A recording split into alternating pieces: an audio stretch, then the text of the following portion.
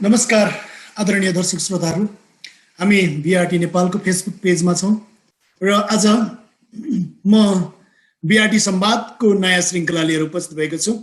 कोलोराडोमा 3 वर्ष अगाडि सञ्चालित महायज्ञ र त्यसले जम्मा गरेको रकम र नेपाली घरले बनाउने अबको योजना र त्यो पैसा कसरी खर्च भइरहेको छ, यी विविध विषयलाई सम्बोधन गर्ने प्रयास स्वरूप आज म अहिले नेपाली घरका पदाधिकारीज्यूहरूसँग यो बीआरटी संवाद कार्यक्रममा जुटिरहेको छु र मलाई आज यो कार्यक्रममा प्राविधिक रूपमा सहयोग गरिरहनु भएको छ बीआरटी नेपालका शैलेश पोखरेल दाई, उहाँलाई विशेष धन्यवाद दिँदै म आजको यो हाम्रो बीआरटी संवाद कार्यक्रममा जोडिन आउनुभएका नेपाली घरका पदाधिकारीज्यूहरूलाई पनि स्वागत गर्न गइरहेको छु। नेपाली घरका अध्यक्ष हुनुहुन्छ लक्ष्मण राणा दाई, यहाँलाई स्वागत छ बीआरटी संवादमा। यहाँ म्युटमा हुनुहुन्छ, अनम्युट गर्नुहोला। म्युटमा हुनुहुन्छ, अनम्युट गर्नुहोला। त्यसै गरी नेपाली घरका उपाध्यक्ष हुनुहुन्छ जगदीश ढकाल, स्वागत छ जगदीश सर, यहाँलाई पनि धन्यवाद किरणजी। यो अपर्च्युनिटी हामी कहाँ छौँ र के गरिरहेका छौँ भन्ने जानकारी चाहिँ हाम्रा नेपाली भाषी समुदाय कोलोराडो स्थित र यो कार्यक्रम हेर्नुहुने सम्पूर्ण दर्शकहरूमा पस्किन पाउने जुन शुभ अवसर दिनुभयो त्यसको लागि बीआरटी नेपाल र तपाईलाई हार्दिक धन्यवाद दिन चाहन्छु। यसै गरी धन्यवाद यहाँलाई पनि। अनि यसै गरी महासचिव हुनुहुन्छ नेपाली घरको महासचिव बसन्त लम्साल, यहाँलाई पनि स्वागत छ।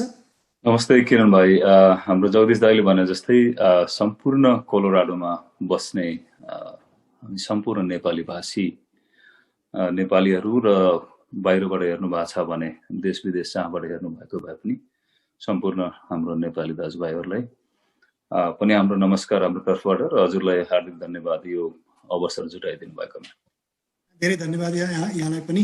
यसै गरी नेपाली घरका कोषाध्यक्ष हुनुहुन्छ भोला पटवाल, यहाँलाई पनि स्वागत छ। नमस्कार। हामीलाई हाम्रा कुराहरू राख्ने अवसर जुटाइदिनु भएकोमा चाहिँ हार्दिक नमन गर्दछौँ। धेरै धेरै धन्यवाद छ यहाँहरूलाई मैले स्वागत गरिसकेको छु। जति पनि जसले जहाँबाट हेर्दै हुनुहुन्छ, यो त कृपया यो कोलोराडो वासीहरूको लागि चासोको विषय पनि हो पक्कै पनि, र जसले जहाँबाट हेरिरहनु भएको छ कृपया कमेन्ट गर्न नबिर्सनु होला र यहाँहरूलाई लागेको जिज्ञासाको उत्तर म नेपाली घरका पदाधिकारीज्यूहरू मार्फत यहाँहरू समक्ष पस्किने प्रयास गर्नेछु। यदि अनुरोध गर्दै म आजको यो बीआरटी संवाद कार्यक्रमलाई सुरु गर्न गइरहेको छु। हामी सुरुमा नेपाली घरको परिचयबाटै कार्यक्रम सुरुवात गर्दैछौँ। नेपाली घर यो कहिले स्थापना भयो र कस्ता कस्ता कार्य गरिरहेको छ भन्ने विषयमा जानकारी गराइदिनको लागि म अनुरोध गर्दछु अध्यक्षज्यूलाई। धन्यवाद किरणजी।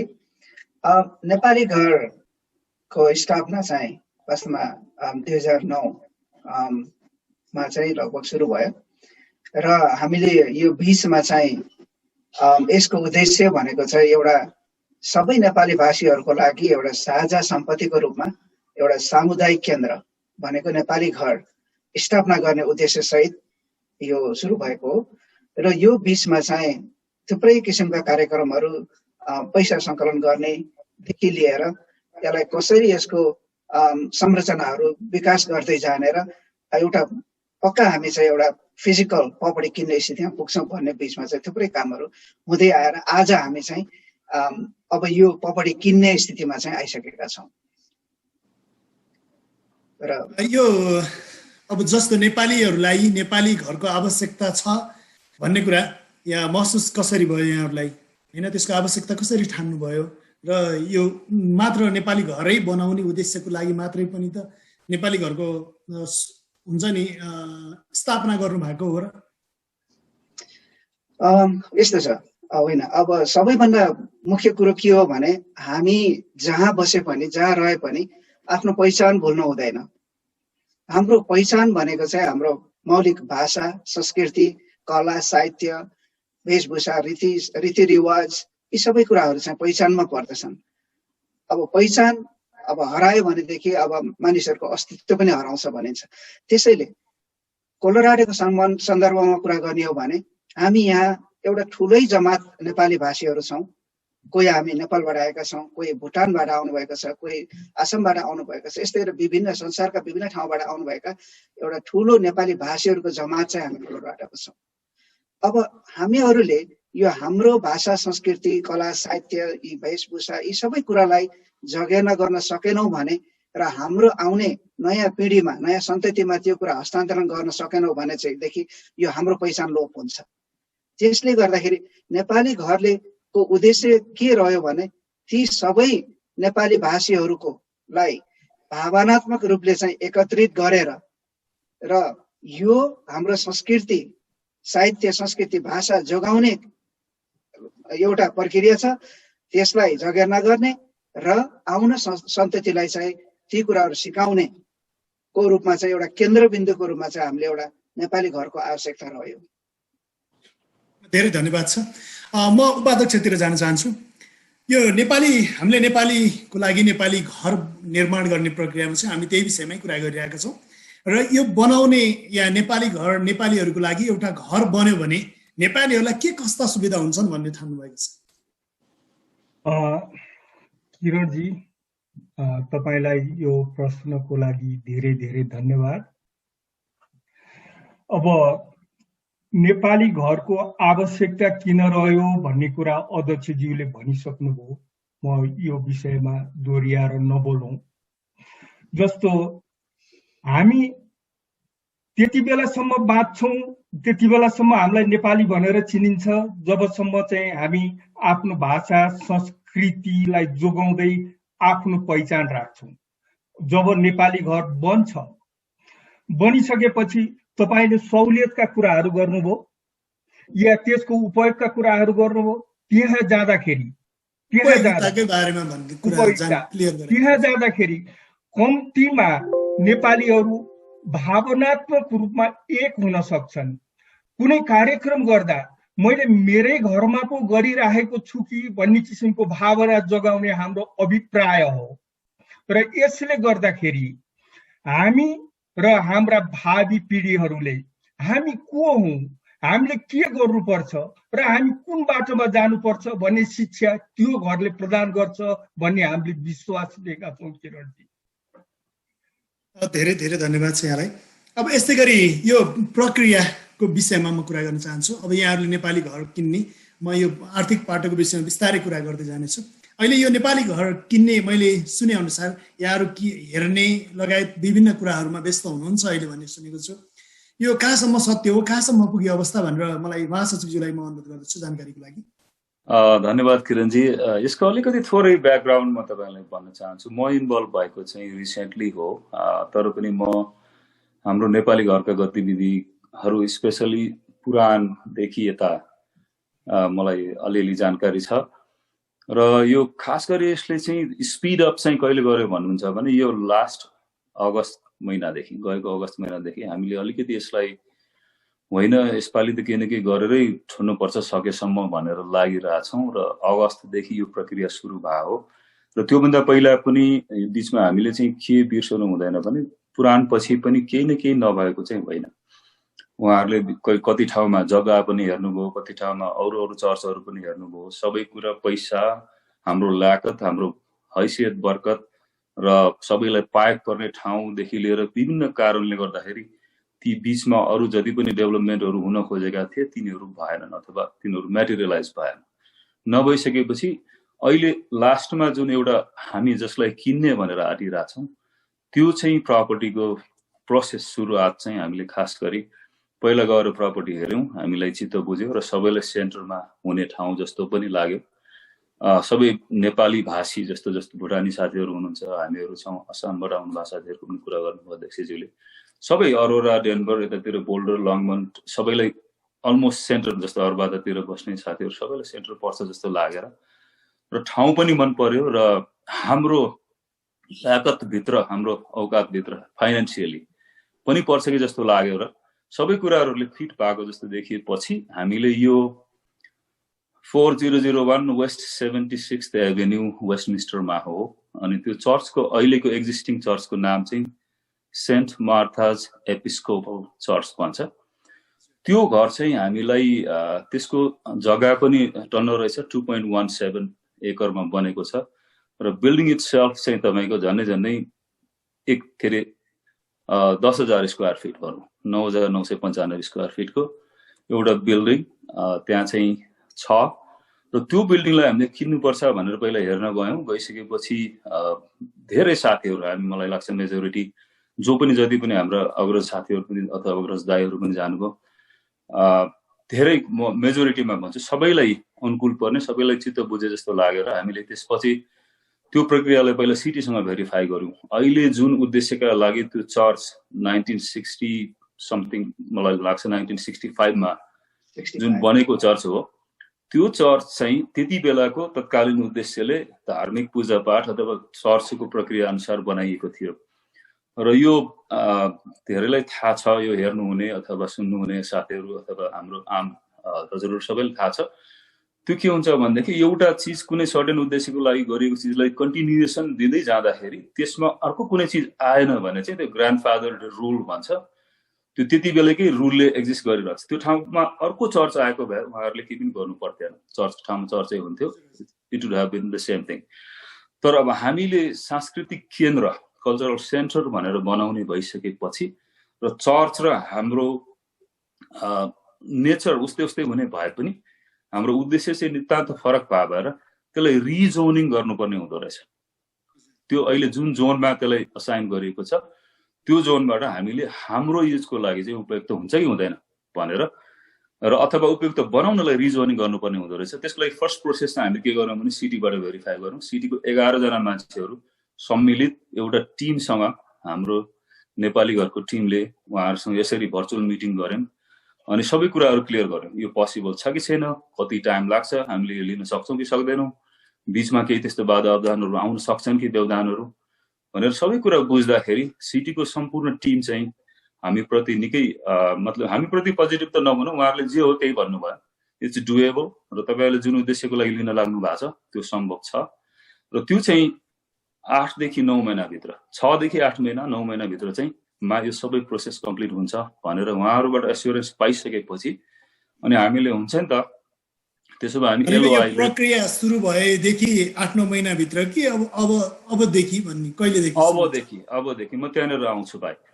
अनि त्यसपछि कस्तो भयो भन्नुहुन्छ भने अब त्यो अझै अलिकति यो सबैलाई जान्न जरुरी पनि छ र जान्न अवश्य चाहनुहुन्छ होला र अब त्यो रिजोनिङ गर्नलाई हामीले के पहिला त त्यो बिल्डिङ हामीले किन्ने कुराको आश्वस्तता उहाँहरूलाई गराउनु पर्यो। मैले अर्काको घरमा म किन्छु भनेर उहाँले मलाई ल हुन्छ त्यो मेरो घरमा जे गर भनेर त पक्कै भन्नुहुन्न, मलाई किरणजीले घर किनिदिनुहुन्छ भन्ने कुरो कन्फर्मेसन त चाहियो।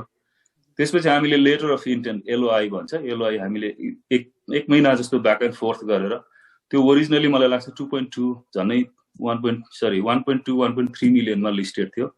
त्यसलाई हामीले बार्गेनिङ गर्दा 9,50,000 मा हामीले उहाँहरूलाई एग्री गरायौँ र त्यो एग्री गराइसकेपछि के हुन्छ भने हामीले लेटर अफ इन्टेन्ट एलओआई पठायौँ, ब्याक एन्ड फोर्थ गऱ्यौँ अनि त्यसपछि लेटर अफ इन्टेन्ट साइन गऱ्यौँ अनि अहिले चाहिँ अस्तिको यो नोभेम्बर 9 तारिकमा हामीले त्यो म्युचुअल एक्जिक्युटिभ कन्ट्र्याक्ट अथवा म्युचुअल एक्जिक्युसन अफ कन्ट्र्याक्ट एमइसी भन्दो रहेछ सर्टकटमा, त्यो दुई पक्षले गर्ने त्यो मास्टर कन्ट्र्याक्ट पनि हामीले अस्ति 9 तारिकमा अध्यक्षजीले सही गर्नु भएको छ र हामीले $15,000 अर्नेस्ट मनी डिपोजिट पनि दिएको छौँ।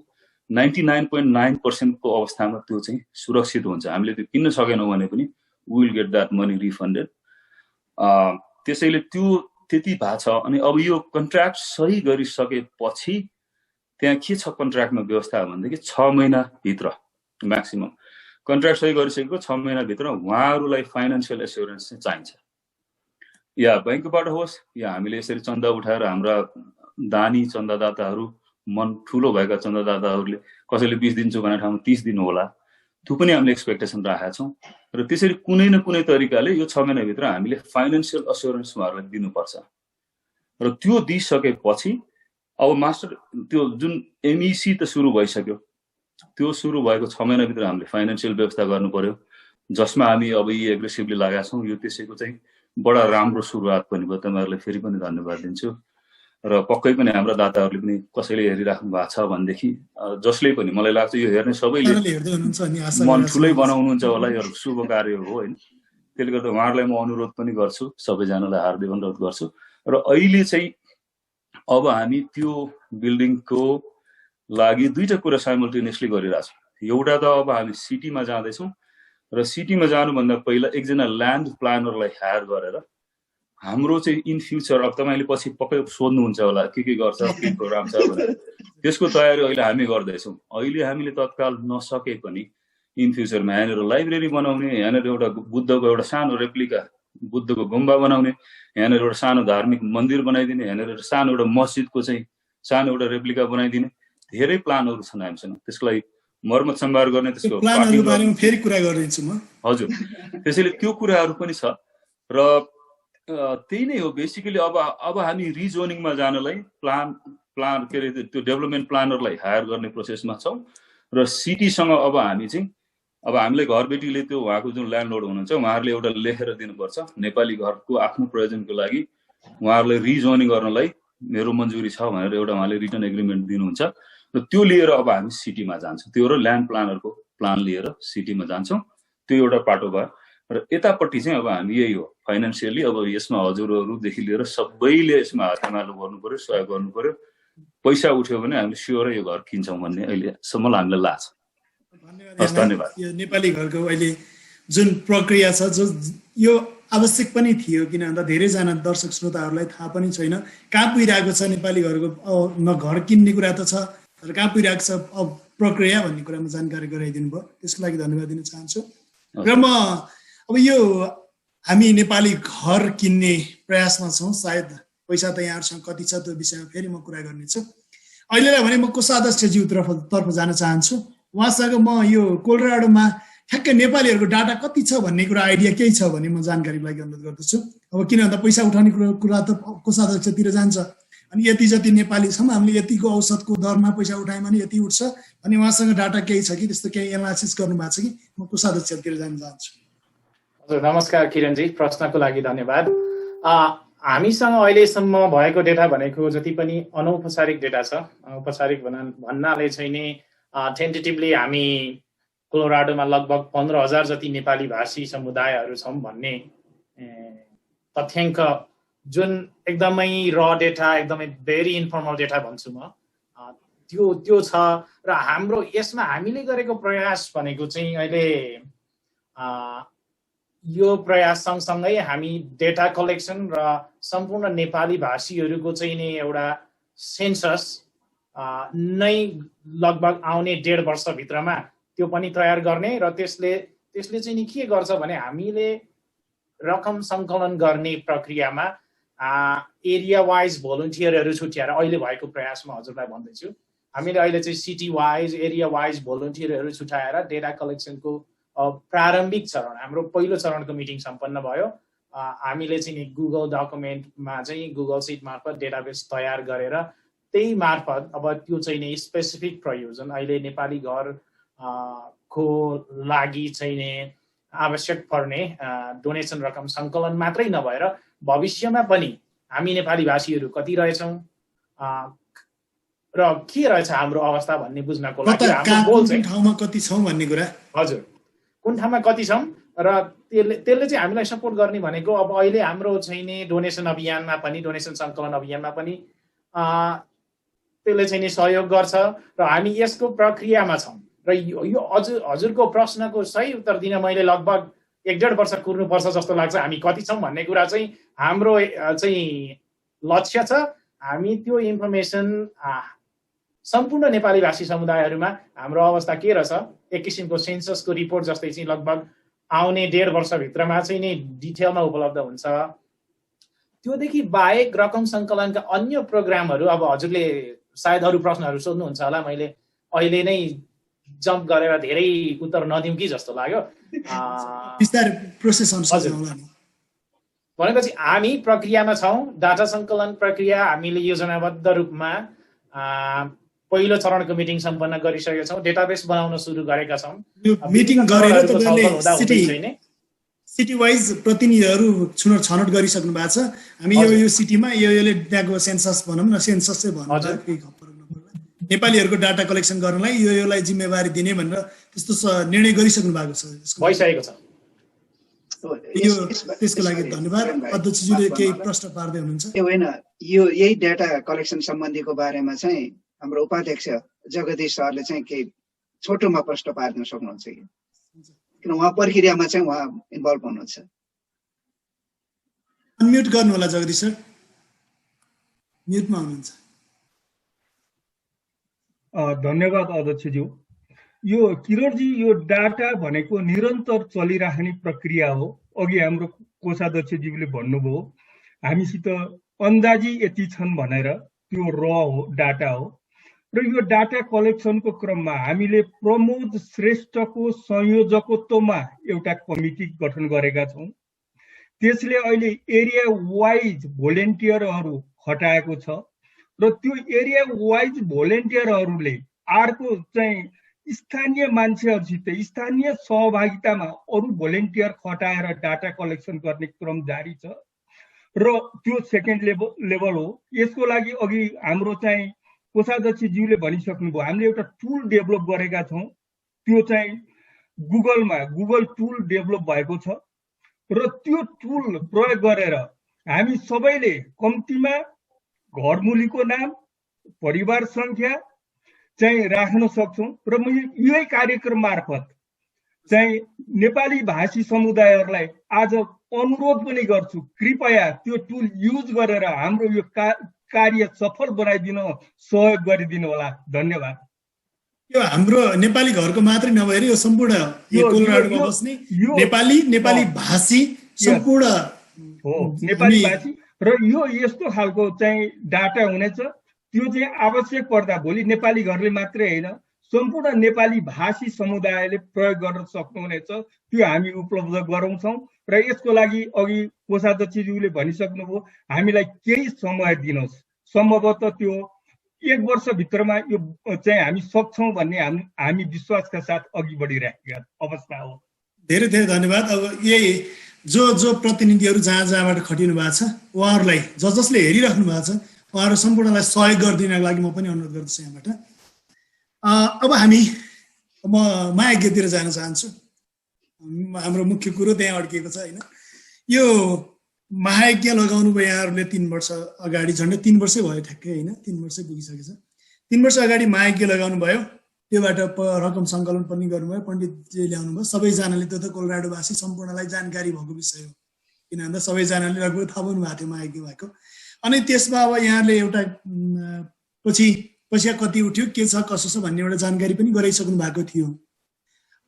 तैपनि त्यसैलाई म अझै प्रश्न पार्नको लागि त्यही विषयमा कति पैसा उठेको थियो, के थियो र अब हामी अहिले 9,50,000मा घर किन्नलाई घर हेरेर बसेका छौँ। हामीसँग 6 महिनाको समय छ होइन, हामीलाई किनिसक्न पर्नेलाई 6 महिनाको टाइम छ हामीसँग। 6 महिनासम्म हामीले 9,50,000 चन्दाबाट उठाउन सक्छौँ कि के गर्छौँ? यसो के छ, यहाँहरूलाई के लागिरहेको छ यस विषयमा जानकारी गराइदिनुको लागि म अध्यक्षतिरै जाउँ क्या? हुन्छ, धन्यवाद किरणजी। हो, हामीले झन्डै 2.5 वर्ष अगाडि भनौँ 2018 को मेमा चाहिँ हामीले महायज्ञ सम्पन्न गरेका हौँ। र त्यो महायज्ञ सम्पन्न गर्दाखेरि हामीलाई आर्थिककै कुरा हो। त्यसमा 2 किसिमको छ हाम्रो आर्थिक पक्ष। एउटा चाहिँ सबैभन्दा महत्त्वपूर्ण कुरा, त्यतिखेर नै जो आफूले मनबाट दिन चाहेको, यो सहयोग गर्न चाहेको पैसा तत्कालै नगद या क्यास गरेर थुप्रै महानुभावहरूले हामीले दिइसक्नु भएको छ। र त्यही क्यास मध्येबाट नै हामीहरूले चाहिँ त्यो खर्च कटाएर, पूजाको खर्च कटाएर बचेको अहिले सबैभन्दा ठुलो फन्ड भनेको हामीसँग त्यही फन्ड हो। त्यसको बारेमा पछि कोषाध्यक्षज्यूले भन्नुहुनेछ हामीसँग के छ भनेर। र त्यसमा त्यो क्यास उठेको महानुभावहरू उहाँहरूलाई धेरै धेरै धन्यवाद, हामीले पहिला पनि भनिसकेका छौँ। र अब उहाँहरूले के कति कहिले दान को गरिसक्नु भएको छ भन्ने त्यो लिस्ट पनि हामी यो क्रममा चाहिँ प्रकाशित पनि फेरि गर्नेछौँ।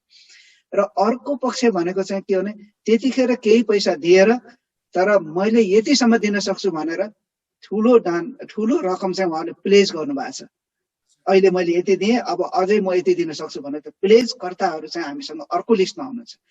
अहिले हामीसँग त्यो प्लेज कर्ता गर्नेहरूको लिस्टबाट टोटल हेर्ने भने झन्डै $4,60,460,000 चाहिँ हाम्रो अराउन्ड चाहिँ त्यहाँ प्लेज गर्ने महानुभावहरूको गरिराख्नु भएको छ। अब हामीलाई विश्वास छ उहाँहरू यो कार्यक्रमको लागि यो अब हामी प्रपर्टीमा जाने भइसकेपछि अब अवश्य पनि उहाँहरू सबैलाई यो कुरा बुझ्नु भएको छ, अब बेला आएको छ भन्ने उहाँहरूले बुझ्नु भएको छ र हामी 100% हामी चाहिँ विश्वस्त छौँ कि अब हामीलाई त्यो पैसा उहाँहरूले सहयोग गर्नुहुन्छ। अब के कति छ कस्तो छ भनेर यदि सबै डिटेल चाहनुहुन्छ भने म कोषाध्यक्षतिर जाउँ। म्युटमा हुनुहुन्छ, अनम्युट गर्नु। माफ गर्नु होला हजुर, धन्यवाद। म चाहिँ ठ्याक्कै अलिकति ब्याकग्राउन्ड जोडेँ, अब सायद यो आवश्यक यहाँ थियो थिएन, ठ्याक्कै पुराणमा चाहिँ जोडिएको नेपाली घर भन्ने त्यति बेला नाम सुने र राम्रो कामको नेतृत्व जसले गर्दा पनि हुन्छ, राम्रो काम गर्नेलाई सहयोग गर्नुपर्छ, यो महान उद्देश्यको लागि गरिएको काम रहेछ।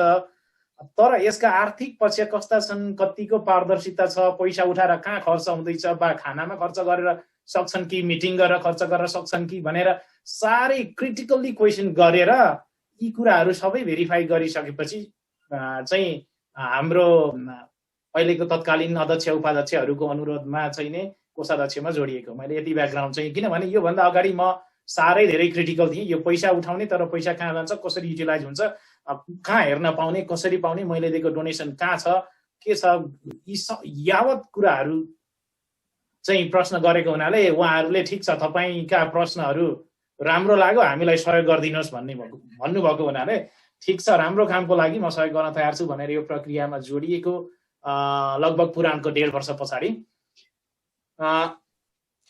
अब रह्यो कति, हजुरको प्रश्न सायद सोध्नुहुन्छ कि सोध्नुहुन्न, कति पैसा उठाउनु भयो, कति बाँकी छ जानकारी गराइदिन सक्नुहुन्छ? हजुर, त्यो मध्ये हाम्रो अध्यक्षज्यूले भन्नुभयो लगभग 4,60,000 चाहिँ कबोल भएको रकम छ। मैले ठ्याक्कै एक्ज्याक्ट अमाउन्ट कोट गर्न चाहेँ, 4,69,469,000 भनौँ न।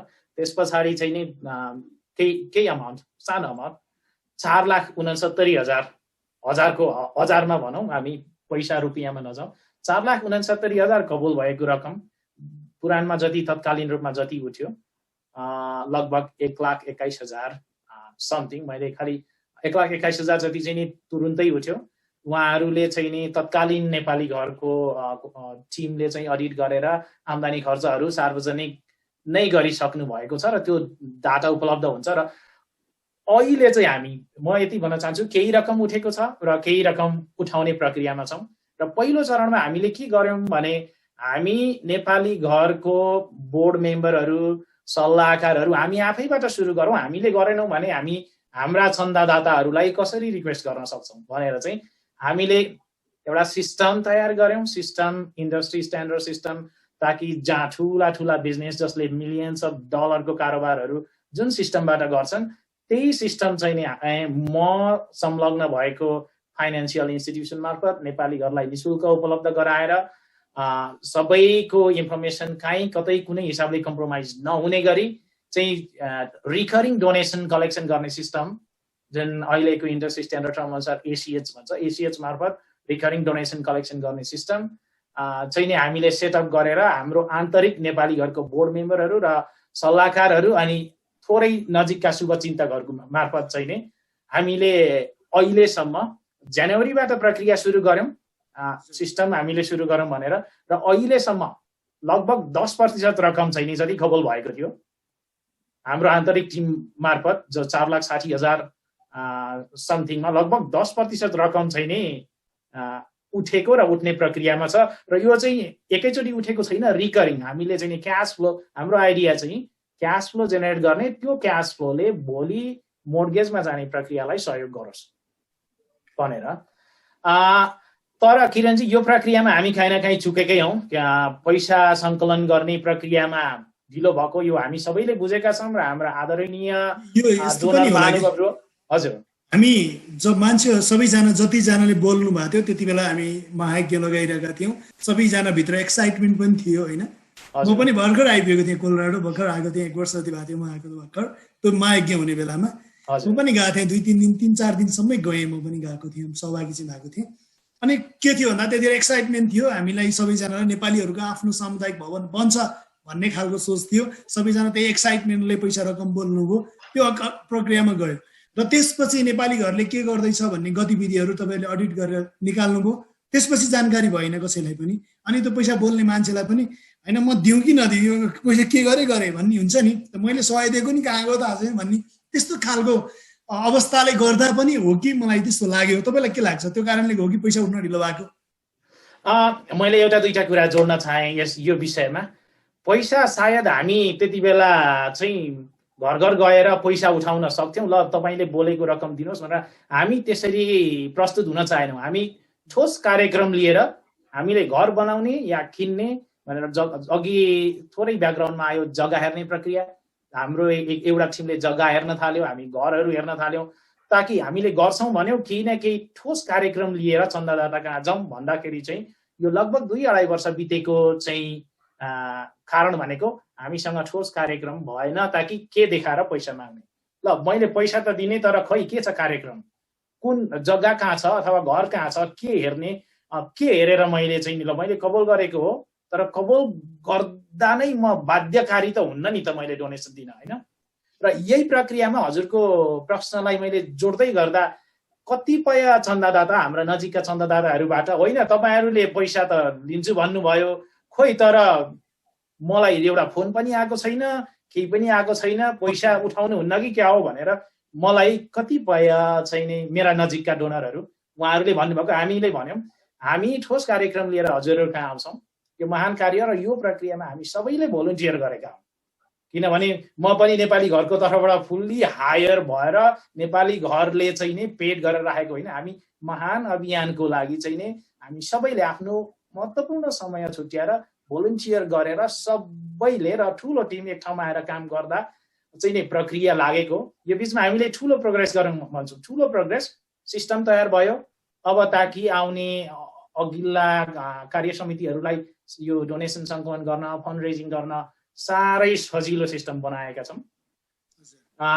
अर्को ठोस कार्यक्रम हामी कहाँ प्लान छ, हामीले चाहिँ नि अघि हाम्रो महासचिवले प्रश्न पारिसक्नुभयो र यति भइसकेपछि अहिलेसम्म संक्षिप्त रूपमा भन्नुपर्दाखेरि हामीसँग अहिले 15,000 अर्नेस्ट मनी बुझाइसकेपछि हाम्रो खातामा 1,16,000, मैले ठ्याक्कै हजुरलाई चाहिँ नि टेन्टेटिभ भने $1,16,739 चाहिँ नि हामी कहाँ खातामा ब्यालेन्स छ। र यो यदि कसैले हो कि होइन भनेर चाहिँ प्रश्न गर्न चाहनुहुन्छ भने प्लिज चाहिँ सिधै फेसबुक मार्फत अथवा फोन मार्फत म कहाँ अथवा हाम्रो अध्यक्षज्यू कहाँ सम्पर्क राख्नु होला। हजुरहरूलाई लगइन गरेर हेर्ने त्यति ट्रान्सप्यारेन्ट व्यवस्था। यदि हजुरहरू हजारौंको संख्यामा हुनुहुन्छ भने हजारौं युजर क्रिएट गरेर हजुरहरूलाई यो पैसा कहाँ रहेछ, कसरी आइरहेछ, पैसा कसरी मुभ भइरहेछ भन्ने कुरा चाहिँ हजुरहरू आफ्नै आँखाले आफ्नै कम्प्युटरबाट लगइन सुरक्षित रूपमा लगइन गरेर हेर्ने व्यवस्था पनि उपलब्ध छ ट्रान्सप्यारेन्सीको हिसाबले। भनेपछि फेरि रिपिट गरेँ, $1,16,739 हामीसँग अहिले खातामा छ। त्यो चाहिँ $15,000 अर्नेस्ट मनी बुझाइसकेपछिको अवस्था हो। धेरै धेरै धन्यवाद कोषाध्यक्षज्यू। अब 1,16,000 हामीसँग छ अहिले मौजुदा। भने अब हामी 1,09,50,000बाट 1,16,000 उठाएर बाँकी रहेको पैसा सङ्कलन गर्ने प्रयासमा छौँ। यो विषयमा फेरि म अध्यक्षतिर जान चाहन्छु एकछिनमा। र अहिले म यो सञ्चालन प्रक्रिया कस्तो हुन्छ यो बिचमा जोड्न चाहन्छु म महासचिवज्यूलाई। अब अघि उहाँले कुरा राख्न खोज्दै हुनुहुन्थ्यो, मैले बिचमा काटेँ किन भन्दा प्रोसेस वाइज जाउँ भनेर। यसको अब नेपाली घरले नेपाली घर बनाउँछ, हामीले चर्च किन्ने प्रोसेसमा छ। पक्कै पनि अब हामी धेरैजना नेपाली भाषी कोही हिन्दू धर्म मान्ने छौँ, उहाँहरूको लागि पनि एउटा मन्दिर चाहियो, राम सीता भगवान महादेव गणेश भएको मन्दिर चाहियो। अनि कोही बुद्ध धर्म मान्ने हुनुहुन्छ, उहाँहरूलाई पनि बुद्धको स्तूपा हुन पर्यो एउटा, सबैजनालाई सम्बोधन गर्ने हुने हिसाबले यसको सञ्चालन प्रक्रिया कसरी जान्छ। अनि अब यो भइसकेपछि मानिलिउँ कसैले पार्टी गर्नलाई रेस्टुरेन्ट जानुहुन्थ्यो होइन, हामीसँग त्यहाँ हल उपलब्ध हुन्छ, त्यहीँ गएर पार्टी गर्न पाउनुहुन्छ या होइन, के कति फी कसरी लिने प्रोसेस के छ, यहाँहरूको कति पैसा लाग्ने त्यो हल युज गरे बापत, त्यसको प्रक्रिया केही बनाउनु भएको छ, कसरी जान्छ यो विषयमा जानकारी गराइदिनु प्लिज। धन्यवाद किरणजी। अब यसमा चाहिँ म अलिकति के भनौँ भनेदेखि मलाई यसरी सुरु गर्नु दिँदा राम्रो होला। एउटा सानो हामी घरको इक्जाम्पल लिउँ। मसँग $50,000 छ अथवा पैसा छ भने त्यो पैसा अनुसारको मेरो प्लानिङ हुन्छ। मसँग 20,000 छ भने मेरो त्यही अनुसारको चाहिँ 5,000 को गाडी किन्छु, 2,000 को यो किन्नुला, 3,000 को किन्नुला, यति सेभिङ गरौँला भन्ने हुन्छ। घुमिफिरिकन मेन कुरा त के हो भने हामी कति भन्दा कति बढी रकम हामीले जम्मा गर्न सक्छौँ। एउटा हाम्रो अहिलेको सबैभन्दा ठुलो च्यालेन्ज भनेको त्यो हो। त्यो अनुसार तपाईँको के होला भनेदेखि प्लानिङ हामीसँग छ, नभए होइन। हाम्रो त्यसलाई म प्लानिङै त भन्दिनँ, त्यो शब्दलाई चाहिँ अलिकति, किनभने त्यो मूर्त रूपमा आएको छैन। त्यसैले एउटा हामीले एउटा कल्पना परिकल्पना गरेका छौँ। जस्तो अघि तपाईँले त्यो पनि एउटा कस्तो भने हामीले कसरी, त्यो पनि एउटा प्लानिङ नै हो भन्छु मैले। जस्तो जुन कुरा तपाईँको प्रश्नमा केही उत्तरहरू पनि छन्। तपाईँले भन्नुभयो त्यहाँ जस्तै हिन्दूको एउटा मन्दिर बनाइदिने, हिन्दू धर्मावलम्बीहरूलाई पनि ओपन होस्, बुद्धिस्टहरूलाई पनि ओपन होस्, उहाँहरूको पनि केही बनाइदिने, इभन इसाईहरू कोही हुनुहुन्छ भने उहाँहरूको पनि बनाइदिने, मुस्लिमहरू हुनुहुन्छ भने उहाँहरूको पनि बनाइदिने।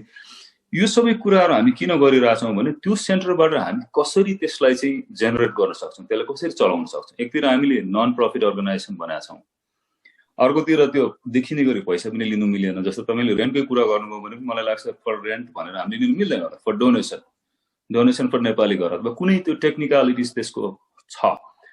त्यसैले अब यसमा सञ्चालन प्रक्रिया कसरी गर्ने भन्ने कुरामा पनि एउटा म के जोड्न चाहन्छु भने सायद अरू साथीहरूले पनि कभर गर्नु होला।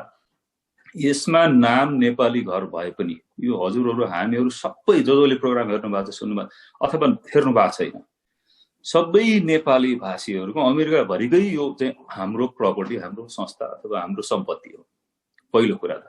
दोस्रो कुरा, अब नेपाली घर यसमा अहिले जोडिएर हामीलाई नै अथवा हाम्रा जस्तै अरू संस्थाहरूलाई हामीले कम्प्लिमेन्ट गरिरहेछौँ। कम्पिटिसन काहीँ पनि होइन है, यसलाई एकदम क्लियर गरिदिनु, कन्फ्लिक्ट होइन, कम्प्लिमेन्ट गरिरहेछौँ, उहाँहरूले हेल्प गरिरहेछौँ कतै छ भनेदेखि।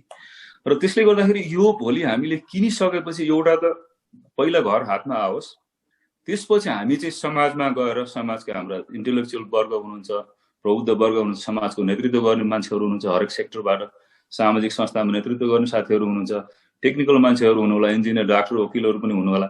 हरेक मान्छेहरूलाई इन्भल्भ गरेर उहाँहरूको संलग्नता सहित लङ टर्ममा जाने हाम्रो एउटा लङ टर्मको प्लान थियो।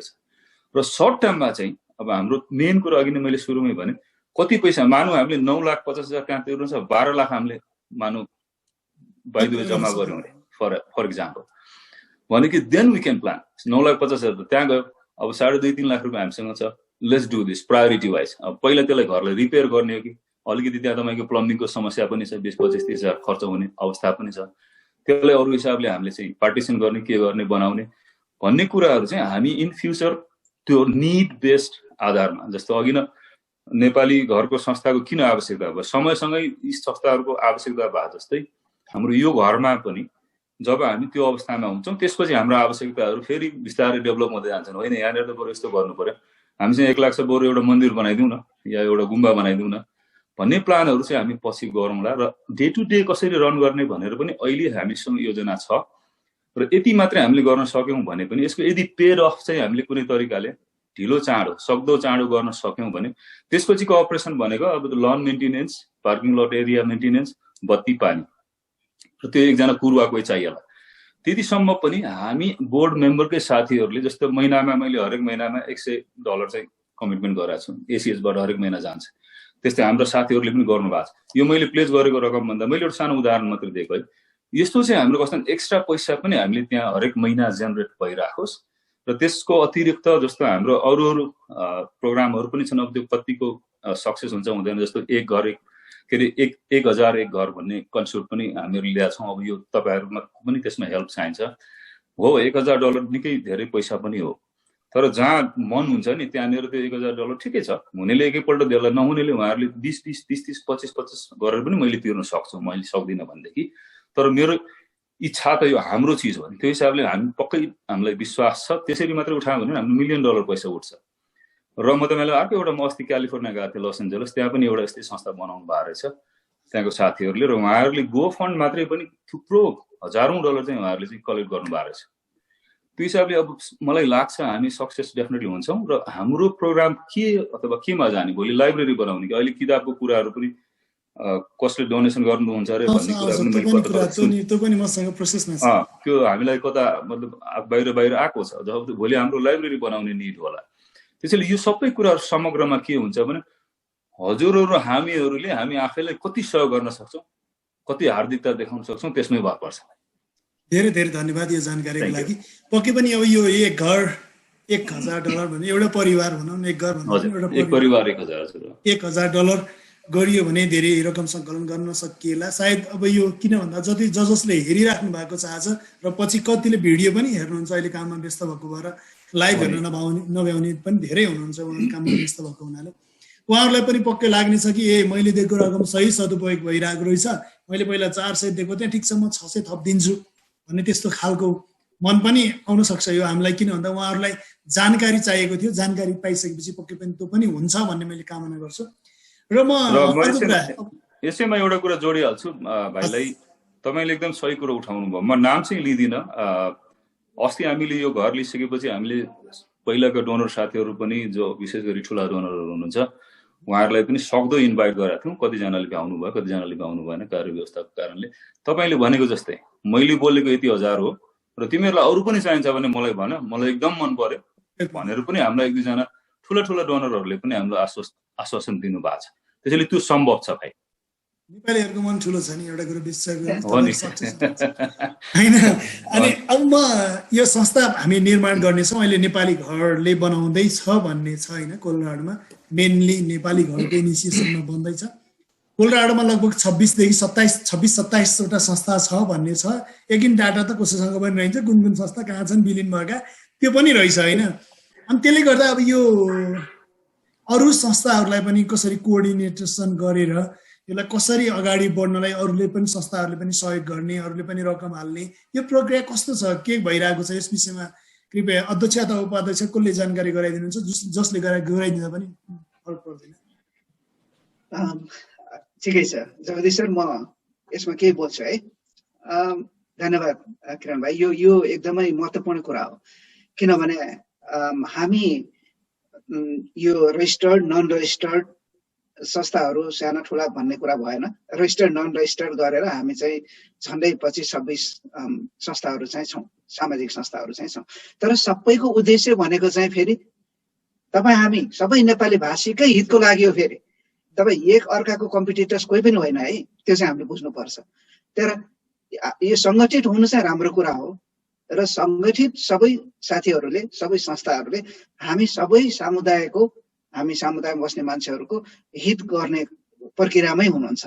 त्यसमा कोही पनि हाम्रो कसैको पनि आपत्ति छैन, कसैको पनि हाम्रो त्यस्तो कम्पिटिसनको भावना चाहिँ छैन। हामी धेरै मिटिङहरू गर्छौँ उहाँहरूसँग पनि। अब रह्यो उहाँहरूलाई यो कसरी सामेल गरेर लैजाने भन्ने कुरा पनि, उहाँहरूको यो कसरी सहभागिता हुन्छ या कस्तो स्वामित्व रहन्छ भन्ने प्रश्नहरू पनि हुनसक्छ। र यसमा हामी चाहिँ के कुरामा क्लियर हुनु पर्यो भने स्वामित्व भन्ने कुरा सबभन्दा ठुलो कुरा भयो। स्वामित्व अहिलेसम्म हामीले गरेको कुरा के भने स्वामित्व तपाईँ हामी सबै नेपाली भाषीहरूको चाहिँ इक्वल स्वामित्व। हेर्नुहोस्, चन्दा बोल्नुभएका, चन्दा दिइसक्नुभएका, चन्दा दिन छुट्नुभएका या यहाँ भविष्यमा कोलोराडोमै सर्न बाँकी रहनुभएका या अमेरिकै आउनु बाँकी रहेकाहरूको पनि हेर्नुहोस्, यो सबै नेपाली भाषीहरूको लागि चाहिँ यति ओपन कन्सेप्टमा हो कि यो सम्पत्ति तपाईँको यो सबैको बराबर भित्र पस्दाखेरि चाहिँ आफूलाई गर्व होस् कि म कसैकोमा आएछु, मलाई कसैले केही भन्छ कि भन्ने एक रति पनि कसैमा त्यो ढक नरहोस्। उहाँ आओस् कि ओ वा म भित्रै पस्दैछु, यो अहिले भत्किया रहेछ, मैले यसलाई केही गर्न सक्छु कि भन्ने भावना अटोमेटिक आओस्, आफ्नै घरमा पसेको जस्तो महसुस होस् भन्ने चाहिँ हामी सबैलाई त्यो अनुभव दिन चाहन्छौँ। त्यसले गर्दा स्वामित्व हामी सबैको रहने भयो, सबै नेपाली भाषी। अब यसमा एउटा संस्थाको लागि या 2टा संस्थाको लागि 3टा संस्था स्वामित्व, त्यहाँ तपाईँको स्वामित्व भन्नेमा त्यहाँ लाल पूर्जामै या त्यो डिड अफ ल्यान्ड हुन्छ नि, त्यसमै त्यो नाम हुँदैमा चाहिँ स्वामित्व हुने त होइन नि। तर त्यसमा जति धेरै चिजहरू, जति धेरै इन्टिटीहरू चाहिँ हामीले इन गर्छौँ नि त्यो डिडमा, हामी त्यति कम्प्लिकेसनमा पर्छौँ। त्यो त हामीलाई सबैलाई थाहै छ। किनभने भोलि त्यहाँबाट त्यो इन्टिटी कोही त्यो डिडबाट कोही बाहिर निस्किन चाह्यो भने के हुने प्रक्रिया, या कोही अर्को नयाँ संस्था दर्ता भएर आयो भने त्यसलाई फेरि त्यो डिडमा हाल्ने के गर्ने, त्यो पनि अर्को कम्प्लिकेसन। हेर्नुहोस् न, गाह्रो छ। त्यसले गर्दाखेरि यो सोच्नु भएन कि अहिले नेपाली घर जो Nepal America socio cultural exchange society inc यो रजिस्टर्ड नन प्रफिट संस्था छ र यसको उद्देश्य पनि ठ्याक्कै यही कम्युनिटी सेन्टर, विच अहिले हामीले नेपाली घर भनेको चाहिँ त्यो कम्युनिटी सेन्टरलाई सोध्नुपर्छ, संस्थालाई होइन। त्यही बनाउने उद्देश्य, त्यही विधानमा लिएर त्यसैको लागि चाहिँ स्थापना भएको संस्था छ भने ठिकै छ, त्यही संस्थाले चाहिँ नाममा चाहिँ डिड अफ ल्यान्ड हुन्छ, जग्गा हुन्छ, तर स्वामित्व भनेको चाहिँ ओपन तपाईँ हामी सबैको हुन्छ। त्यसले त्यो सबैको स्वामित्व बराबर हुने हुनाले हामी सबै समुदायका सदस्यहरू, सङ्घ संस्थाहरू सबैको उत्तरदायित्व र भूमिका पनि फेरि उत्तिकै हुन्छ। हेर्नुहोस्, त्यसको संरक्षणको लागि, त्यसलाई अगाडि बढाउनेदेखि त्यसलाई सञ्चालन गर्ने प्रक्रियामा हामी सबैको एउटै किसिमको उत्तरदायित्व भूमिका पनि रहन्छ। म यति अहिले भन्न चाहे, कोही सरहरू कसैले यो केही छ। अब जस्तो यो एउटा ब्लेम छ नेपाली घरलाई। नेपाली घर सायद यो नयाँ संस्था हो, त्यति पुरानो होइन, 2009मा आएको। यो रकी माउन्टेनसँग फुटेर पदीय कुरा नमिलेर नेपाली घर छुट्टै भएको भन्ने एउटा एकदमै व्यापक सुनिन्छ होइन। अनि अब जस्तै अब यहाँले त अहिले के गर्नु पर्यो भन्दा नेपाली घरको इनिसिएसनमा मात्रै भन्ने हो, नेपाली घरले बनाएको भन्ने पनि होइन होइन। सबैजनाको चन्दादाता चन्दा दिनुभएको छ। अनि यो अब रकी माउन्टेन यो सबैभन्दा पुरानो संस्था भन्छ कोलोराडोको होइन। अनि यो लगायत अब INLS पनि छ, त्यो नेपालीकै हितको लागि भनेर उहाँहरूले पनि साहित्य मार्फत हित गर्छौँ भनेर खोल्नु भएको, त्यो पनि छ। अनि लगायत अब हामीसँग धेरै संस्था छन् यहाँ। अनि तिनीहरूलाई सबैलाई कसरी कोअर्डिनेसन गरिरहनु भएको छ अनि उहाँहरू सबैलाई एकै ठाउँमा ल्याएर एकै ठाउँमा प्रक्रियागत रूपमा होइन, ल ठिक छ हामी सबैजनाले मिलेर गर्ने, उहाँहरूको संस्था मार्फत पनि सहयोग आउने अथवा उहाँहरूले पनि पैसा सङ्कलन गर्ने, त्यसको लागि के छ यसको अवस्था कस्तो गइरहेछ? यो उपाध्यक्षले जानकारी गराउनुहुन्छ। बडो सान्दर्भिक प्रश्न सोध्नुभयो, यसको लागि धन्यवाद। हामी बाँचेर आएको संस्कार र हामीले सिकेको कुरा सौता हुनु राम्रो होइन, तर दाजुभाइ दिदीबहिनी हुनु त राम्रो हो नि। अघि दाजुभाइ दिदीबहिनी भयो भने एउटा घर सुमधुर हुन्छ। अनि अर्को कुरा, हामीले आफ्नै विधान, जस्तो नेपाली घरको विधान किन आवश्यकता पर्यो, नेपाली घर किन आवश्यकता पर्यो भन्ने सम्बन्धमा अध्यक्षजीले अघि नै भनिसक्नुभयो।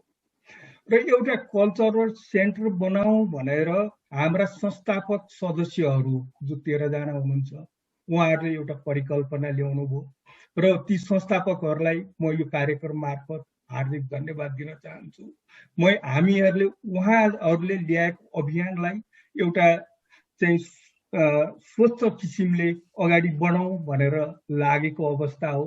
र हाम्रो कोही अरू संस्थाहरूसित विमति छैन, हामीले कुनै संस्थालाई प्रतिद्वन्दी ठानेका छैनौँ। अब तपाईँले अघि नाम लिनुभयो रकी माउन्टेनसित हाम्रो केही पनि त्यस्तो छैन, न रकी माउन्टेनको विधान, म पनि रकी माउन्टेनको मेम्बर हौँ, हामी धेरै साथीहरू छौँ। रकी माउन्टेनको उद्देश्य अनि हाम्रो उद्देश्य फरक हो किरणजी।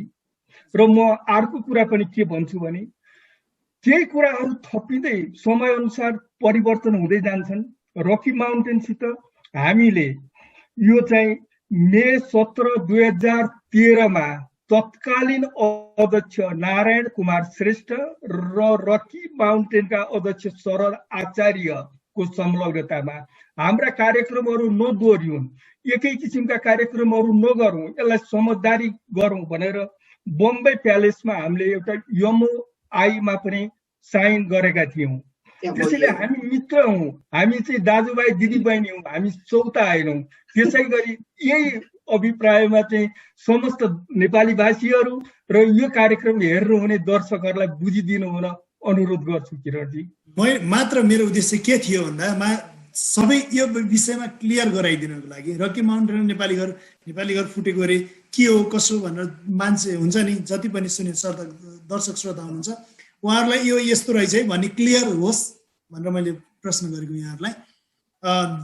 आन्सरको लागि धेरै धेरै धन्यवाद यहाँलाई। यसमा हाम्रो भोला सरले केही जोड्छु भन्नुभएको छ, कृपया। हजुर धन्यवाद। मैले चाहिँ अलिकति सामान्यीकरण गर्न खोजेँ यसलाई, जस्तो कि अब अहिले भएको नेपाली घरको टिम मध्येबाटै यदि कसैले अर्को एउटा नन प्रफिट गठन गर्यो भने यसलाई नेपाली घरबाट फुटेर गएको भनेर नबुझिदिन हुन सम्पूर्ण जति पनि दर्शकहरू हुनुहुन्छ।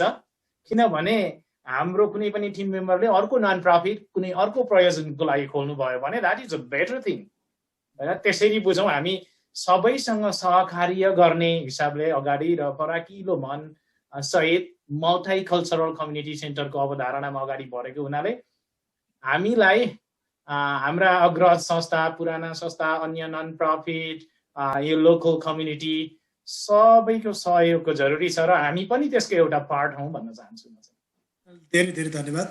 यो विषयलाई स्पष्ट पारिदिनु भएका अध्यक्ष, उपाध्यक्ष लगायतको सदस्यलाई धेरै धेरै धन्यवाद छ। अनि अब हामी यसको सञ्चालन प्रक्रियाको बारेमा हामीले कुरा गरिसकेका छौँ। अनि यो अब नेपाली घरको हामीले संस्था घर किन्दैछौँ, यसलाई अब रकम सङ्कलन सबैभन्दा मुख्य पाटो भनेको रकम सङ्कलन नै हो।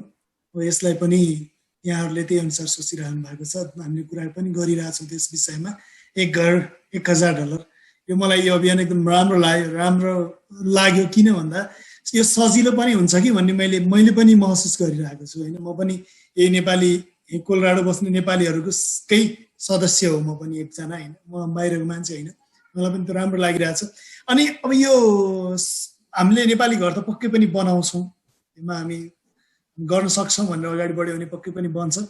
अनि यो बनिसकेपछि यसले खास नेपालीहरूलाई त्यही कल्चरल कुराहरू जस्तै कसैको बिहा गर्नु पर्यो, विवाह गर्न ठाउँ दिने, अनि होइन पूजाआजा गर्नु पर्यो, पूजाआजा गर्ने ठाउँ दिने मात्रै उद्देश्य हुन्छ कि अरू केही ब्रोड अलि केही ठुलो उद्देश्य राख्नु भएको छ? यस विषयमा यहाँ केही जानकारी गराइदिनुको लागि म अध्यक्षज्यूलाई अनुरोध गर्दछु। धन्यवाद किरणजी। हो, अब यसको तत्कालीन रूपमा त अब सबै यो साधारण रूपमा त अब हामीहरूको सबै सांस्कृतिक कार्यक्रमहरूदेखि लिएर संस्कृतिका जगाउने चिजहरूदेखि लिएर सबै चिज त्यसमा त हुने नै भयो। त्यस बाहेकको जुन तपाईँले कुरा गर्नुभयो भविष्यको प्लानहरूको बारेमा चाहिँ अघि हाम्रो बसन्त सरले पनि त्यसमा बताउनु भयो। तर हामीसँग त्यो प्लानहरू चाहिँ प्लानकै रूपमा नभए पनि तर एउटा मिसनको रूपमा चाहिँ हामीसँग छ जुन भन्नुभयो नि, त्यसो हामी अहिले त्यही गर्छौँ। जस्तै यसलाई भोलि हामी चाहिँ जब हामीसँग एक घर 1000 को जुन यो कन्सेप्ट सफल भयो भने तपाईँको यो 1000 एक घर 1000 एकैचोटि दिनुपर्ने पनि भएन। हामीले के भनेका छौँ भने त्यसलाई 2 वर्षसम्मको इन्स्टलमेन्टमा दिनुहोस्, सक्नुहुन्छ भने एकैचोटिमा उठाउँ, होइन भने कमसेकम 1 वर्ष या 2 वर्षको इन्स्टलमेन्ट उठाइयो भने पनि त्यो कम्युनिटी सेन्टरमा पस्दा यो पनि मेरो हो है भन्ने चाहिँ हक लाग्ने हुन्छ नि होइन। त्यो खालको भयो भने हामीसँग चाहिँ ओभर अहिलेको रफ इस्टिमेट ओभर झन्डै 3 मिलियन हाम्रो चाहिँ पैसा उठ्ने लक्ष्य हो। यदि त्यो चाहिँ त्यो टाइम लाग्छ त्यो पैसा उठ्दै गयो भनेदेखि अहिले अब भइरहेको हाम्रो जमिनमा चाहिँ हामीले पछि के सम्म गर्न सक्छौँ भन्ने प्लानहरू पनि छ।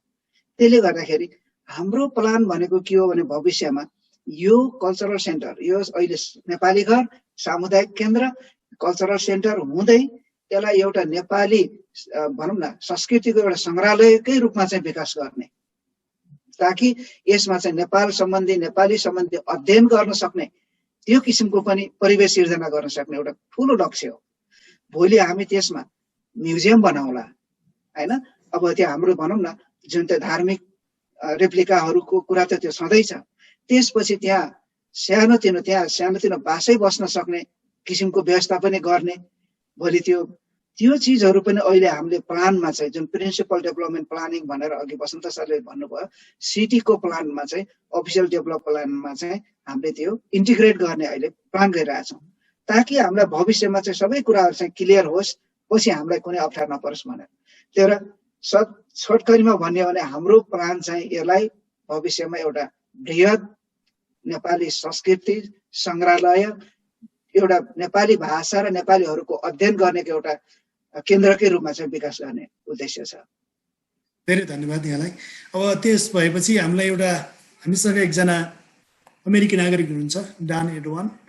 उहाँले नेपालसँग एकदमै नजिक भएको मान्छे। 2026 नेपाली विक्रम सम्वत 2026 नेपाल आउने जाने गर्नुभएको। नेपालको रेल रोडको विषयमा त नेपालमा रेलको बारेमा अवस्था कस्तो थियो भनेर नेपालमा निस्केका पुस्तकमा भन्दा उहाँसँग बुझ्यो भने धेरै जानकारी मिल्छ हामीलाई, त्यति धेरै थाहा छ उहाँलाई होइन। उहाँले हामीले बिआरडी मार्फत उहाँको एउटा कार्यक्रम पनि गरेका थियौँ, उहाँले पनि त्यो जानकारी गराउनु भएको थियो। उहाँसँग नेपाल सम्बन्धी धेरै पुस्तकहरू छन्, उहाँले त्यो पुस्तकहरू पनि एकदम दिन रेडी हुनुहुन्छ। यदि नेपाली घर नेपाली कुनै समुदायले एउटा लाइब्रेरी बनाउँछ भने मसँग भएका उहाँ उमेरले पनि बुढो भइसक्नु भएको छ, त्यो हुनाले म डोनेसन गर्न चाहन्थेँ, बरु त्यहाँ सुरक्षित रहन्थ्यो भन्नुभएको छ। यो सम्बन्धित म यसको विषयमा कसैले अब लाइब्रेरी बन्ने कुरा के छ यसको विषयमा अब उपाध्यक्ष महासचिव जसले जानकारी गराइदिनु भए पनि हुन्छ, जानकारी गराइदिनुको लागि म ठिकै छ। साथीहरू सरहरू म यस बारेमा म एकचोटि बोलौँ होला, सरहरूले थप्नु होला। साह्रै राम्रो कुरा निकाल्नु भयो। हेर्नुहोस्, ड्यान एडवर्ड जुन सर हुनुहुन्छ अमेरिकन नागरिक भन्नुभयो, हामीले उहाँसँग भेट्यौँ। हेर्नुहोस् है, ड्यान एडवर्डको कुरा गर्दाखेरि मैले एकजना हाम्रो नेपाली सबैको प्यारो भाइ राजु सितौलाको नाम पनि मैले जोड्न चाहन्छु है सरहरू सबैलाई। मैले बारम्बार भन्ने गरेको छु, त्यो उहाँसँगको मिटिङ पछि चाहिँ मैले राजु भाइको नाम सधैँ जोडेको छु। किनभने राजु सितौलाजीले हामीलाई ड्यानसँग चाहिँ परिचय गराउनु भयो र उहाँ राजु भाइकै कोअर्डिनेसनमा चाहिँ म र हाम्रो अर्का महासचिव अर्का उपाध्यक्ष नवराज मरासिनीज्यू हामी मिलेर ड्यानको घरमा पनि हामी बस्यौँ, गयौँ।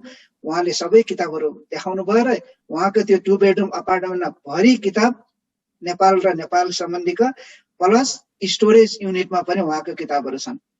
र उहाँले विगत अघि नै भन्नुभयो हजुरले 41 वर्षदेखि जुन नेपाल र नेपाली सम्बन्धीको त्यो किताब सङ्कलन गर्नु भएको छ, झन्डै 4000 भन्दा बढी यति अमूल्य पुस्तकहरू चाहिँ उहाँसँग छन् कि तपाईँ हामी जहाँ तहीँको लाइब्रेरीमा गएर त्यो पाउन सक्दैनौँ।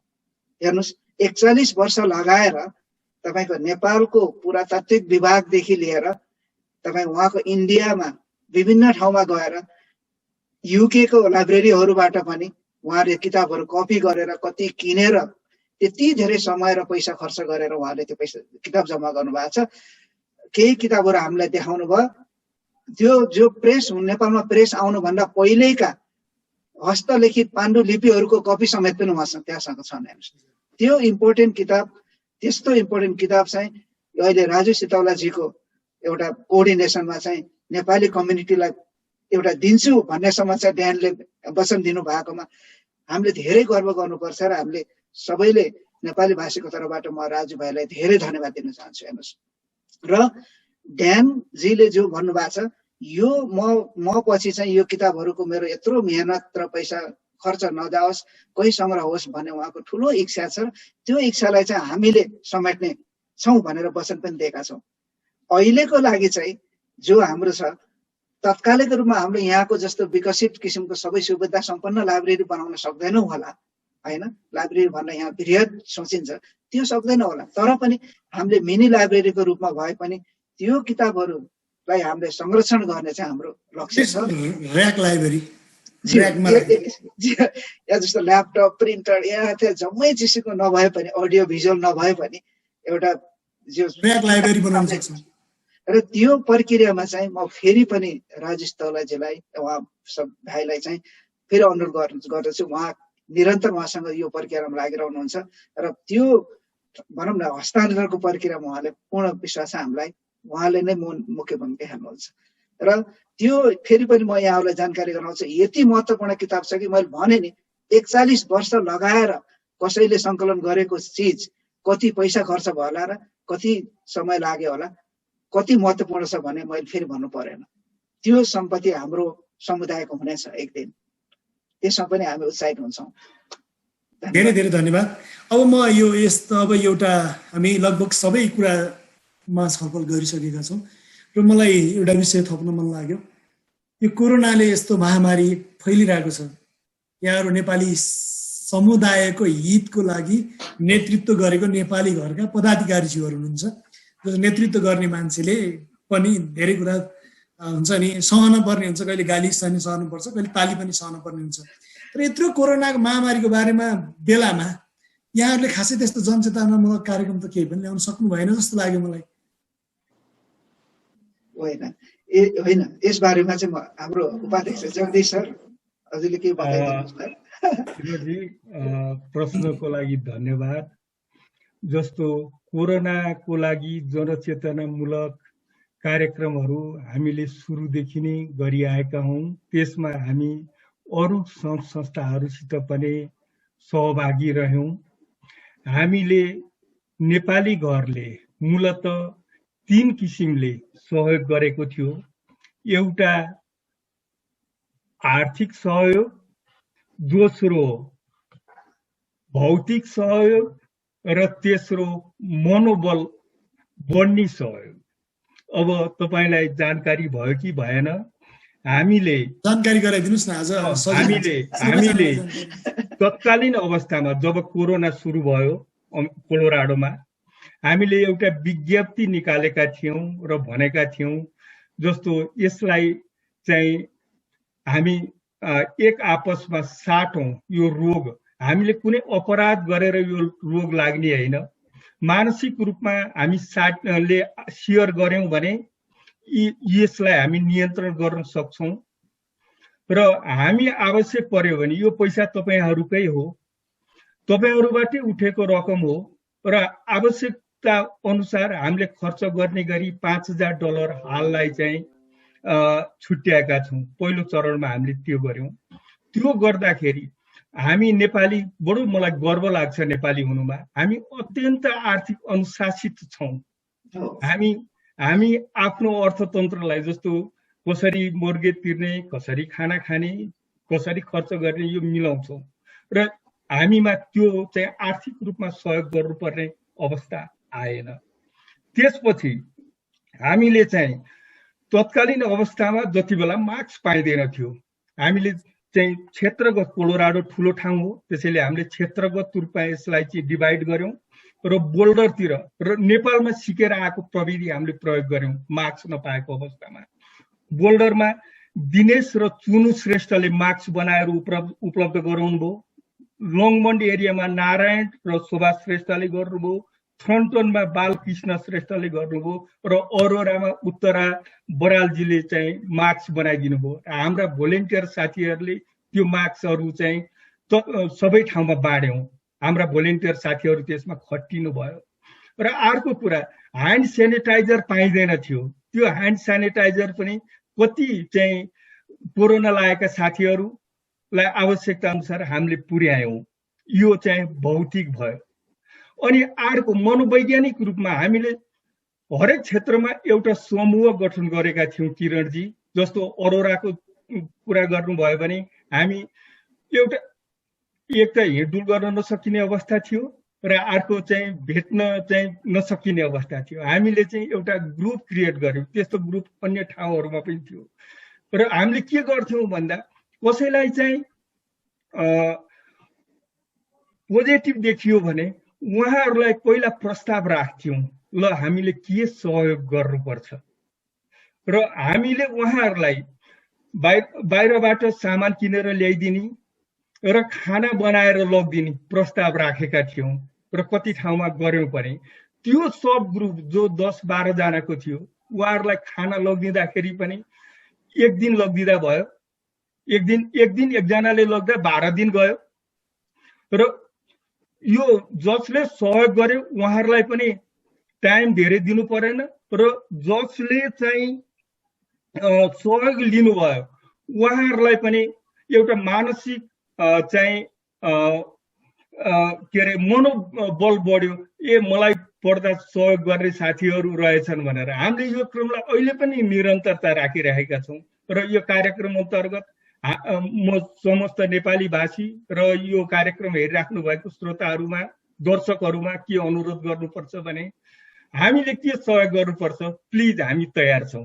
धन्यवाद किरणजी। धेरै धेरै धन्यवाद। मलाई थोरै जोड्न दिनुहुन्छ यसमा? कृपया। यो छोटोमा जगदीश सरले धेरै कुरा बताइसक्नुभयो र यसको साथै जुन यो नेपाली घरले आफ्नो तर्फबाट आफ्नो सर्कलमा गर्ने कुराहरू चाहिँ तपाईले सबैलाई हामीले त्यो थाहा भयो। त्यसबाहेक पनि उहाँले जुन भन्नु, हामी अन्य सङ्घ संस्थाहरू सबैसित पनि हामीले कोअर्डिनेसन गरेर यो कोरोनाको महामारीको विरुद्धमा चाहिँ हामीले काम गर्यौं। जस्तै हामीले त्यता COVID-19 Nepali speaking community COVID-19 response team भनेर तत्कालमा चाहिँ हामी ग्लोबल भुटनिज कम्युनिटीका अध्यक्ष हाम्रो सोम बरालजी, विनोदजी रकी माउन्टेनका अध्यक्ष, एनआरएनबाट चाहिँ कुमारजन कार्कीजी र म आफै हामीहरूको पटक हामीहरू मिटिङ बस्यौं र अन्य साथीहरू सबै सङ्घ संस्थाका साथीहरूलाई पनि समेट्ने गरेर हामीले एउटा रेस्पोन्स टिम पनि बनायौं। त्यो चाहिँ किन यो चाहिँ संस्थागत रूपमा के त्यो भने त्यो हाम्रो के थियो भनेदेखि कसैलाई कहीँ केही आपत्ति पर्दाखेरि चाहे त्यो व्यक्तिगत तौरबाट होस् चाहे एउटा संस्थाको तर्फबाट वा कम्बाइन हामी सबैको संस्थाको तर्फबाट होस् कोही पनि हामी नेपाली भाषी या अन्य हाम्रो समुदायको मान्छेले दुःख नपाउन् भन्ने उद्देश्य सहित हामी गयौँ र त्यस बेलामा हामीले एउटा मुख्य काम पनि के पनि गरेको थियौँ भने त्यसले धेरैजनाको रोजगारी पनि गुम्यो कति साथीहरू ले अफमा पर्नु भएको थियो र कतिपयलाई चाहिँ समस्या भएको थियो कि अनइम्प्लोइमेन्ट फाइलिङको लागि पनि सहयोग चाहिन्थ्यो त्यस्तो लागि पनि हामीले त्यो कोभिड-19 रेस्पोन्स टिम र नेपाली घरका साथीहरू पनि आफूले भलिन्टियर ठाउँ ठाउँमा खटाएर हामीले चाहिँ उहाँहरूलाई त्यो सहयोग हेल्प पनि गरेका थियौँ अनइम्प्लोइमेन्ट फाइलिङ गर्ने र अहिले पनि गर्दैछौँ र अब चाहिँ के भने धेरै जनचेतना फैलिसकेको छ हामी धेरै स्वस्थ भइसकेका छौँ धेरै बुझिसकेका छौँ र हाम्रा साथीहरू चाहिँ पहिलाको जस्तो छन् त छ कोभिड तर नेपाली भाषीहरू पहिलाको जस्तो चाहिँ हामी अहिले त्यो स्थितिमा छैनौँ त्रसित पनि हुनुहुन्न अहिले त्यति धेरै अनि सबैजना होइन त्यो अनुसार सबैजना रेडी पनि हुनुभएको छ त्यसको लागि धन्यवाद यहाँले जे जानकारी गराइदिनु भयो कोभिड-19 को बारेमा के गर्नुभएको थियो भन्ने विषयमा जानकारी गराइदिनु भएकोमा अध्यक्ष एवं उपाध्यक्ष दुवैजनालाई धेरै धन्यवाद र हामी झन्डै कार्यक्रमको अन्त्यमा आइसकिसकेका छौँ मलाई जहाँसम्म लाग्छ हामीले जानकारी गराउनु पर्ने विषयहरूको बारेमा हामीले जानकारी गराइसकेका छौँ तैपनि अन्त्यमा मैले एउटा कुरा थप्न मन थियो भन्ने केही हुन सक्छ त्यसको लागि म कोषाध्यक्षज्यूलाई अनुरोध गर्दछु धन्यवाद फेरि पनि अघिकै कुरालाई मैले कन्टिन्यू गर्न चाहे जुन कुरा हजुरले चाहिँ महत्त्वपूर्ण प्रश्न उठाउनु भएको थियो तपाईहरुसँग खातामा 1,16,000 रुपैयाँ छ प्रोपर्टी 9,50,000 को हेर्दै हुनुहुन्छ के स्रोत चाहिँ के हो त कसरी जुटाउनुहुन्छ पैसा भन्ने कुरा आई थिंक मैले त्यो पार्ट कम्प्लिट गर्न पाइनँ म त्यसलाई रिपिट गर्न चाहन्छु र मेरो टिमका आदरणीय सरहरू सबैलाई चाहिँ नि केही थप भ्यालु एड गर्नको लागि जानकारी अनुरोध गर्न चाहन्छु त्यसमा चाहिँ नि केही भएमा खास गरी अब मेरो तर्फबाट र यो अलि आर्थिक पाटोमा चाहिँ नि म अलिकति बढी नै इन्भल्भ भएको हुनाले चाहिँ नि यसलाई 4वटा स्रोतमा डिभाइड गरेको छ हाम्रो स्रोत चाहिँ के हो त भन्दाखेरि अब एज अ बिग पिक्चर हेर्ने भने त कम्युनिटी हाम्रो जुन नेप्लिज कम्युनिटी नै हो चाहिँ एज अ बिग रिसोर्स कम्युनिटीसँग यति धेरै पावर हुन्छ यति धेरै स्ट्रेन्थ हुन्छ पैसा हुन्छ मन हुन्छ सब थोक हुन्छ हैन भनेपछि हाम्रो फर्स्ट लक्ष्य भनेको हामीले सकेसम्म तपाईहरु मार्फत तपाईहरु जस्तै मिडिया मार्फत हाम्रा शुभचिन्तकहरु मार्फत हामी यो काम गर्दैछौँ र यी माध्यमबाट डोनेसन सङ्कलन गर्ने चाहिँ नि उपलब्धहरू छन् भनेर धेरै टुलहरू डेभलप भएका छन् ब्याकइनमा मैले 1-2 मिनेट लिएर एक्सप्लेन गर्न चाहे जस्तो चाहिँ नि अहिले हजुरले चाहनु भने टेक्स्ट गरेर डोनेट गर्न सक्नुहुन्छ स्क्यान गरेर डोनेट गर्न सक्नुहुन्छ हैन वायर पठाएर डोनेट गर्न सक्नुहुन्छ मोबाइलबाट चाहिँ भेन्मो गरेर डोनेसन गर्न सक्नुहुन्छ तपाई के कुराहरु इमेजिन गर्न सक्नुहुन्छ कि म $1 डोनेसन गर्न चाहन्छु भनेर त्यो चाहिँ त्यो 4वटा रिसोर्सहरु भन्दाखेरि नम्बर 1 प्लेस डोनेसन नै हो हाम्रो जुन कुरा 2-2.5 वर्षदेखि सुरु भएको कन्सेप्ट त्यहाँबाट अझै पनि 4,60,000 अराउन्ड उठ्न बाँकी छ नम्बर 2 एक घर एक पैसा उठ्छ भन्नेमा कतिको विश्वस्त हुनुहुन्छ 4,60,000 त्यसले पुग्दैन त्यो हाम्रो प्राइमरी रिसोर्स हो त्यो उठ्छ 100% उठ्छ भन्ने कुरामा चाहिँ नि सायद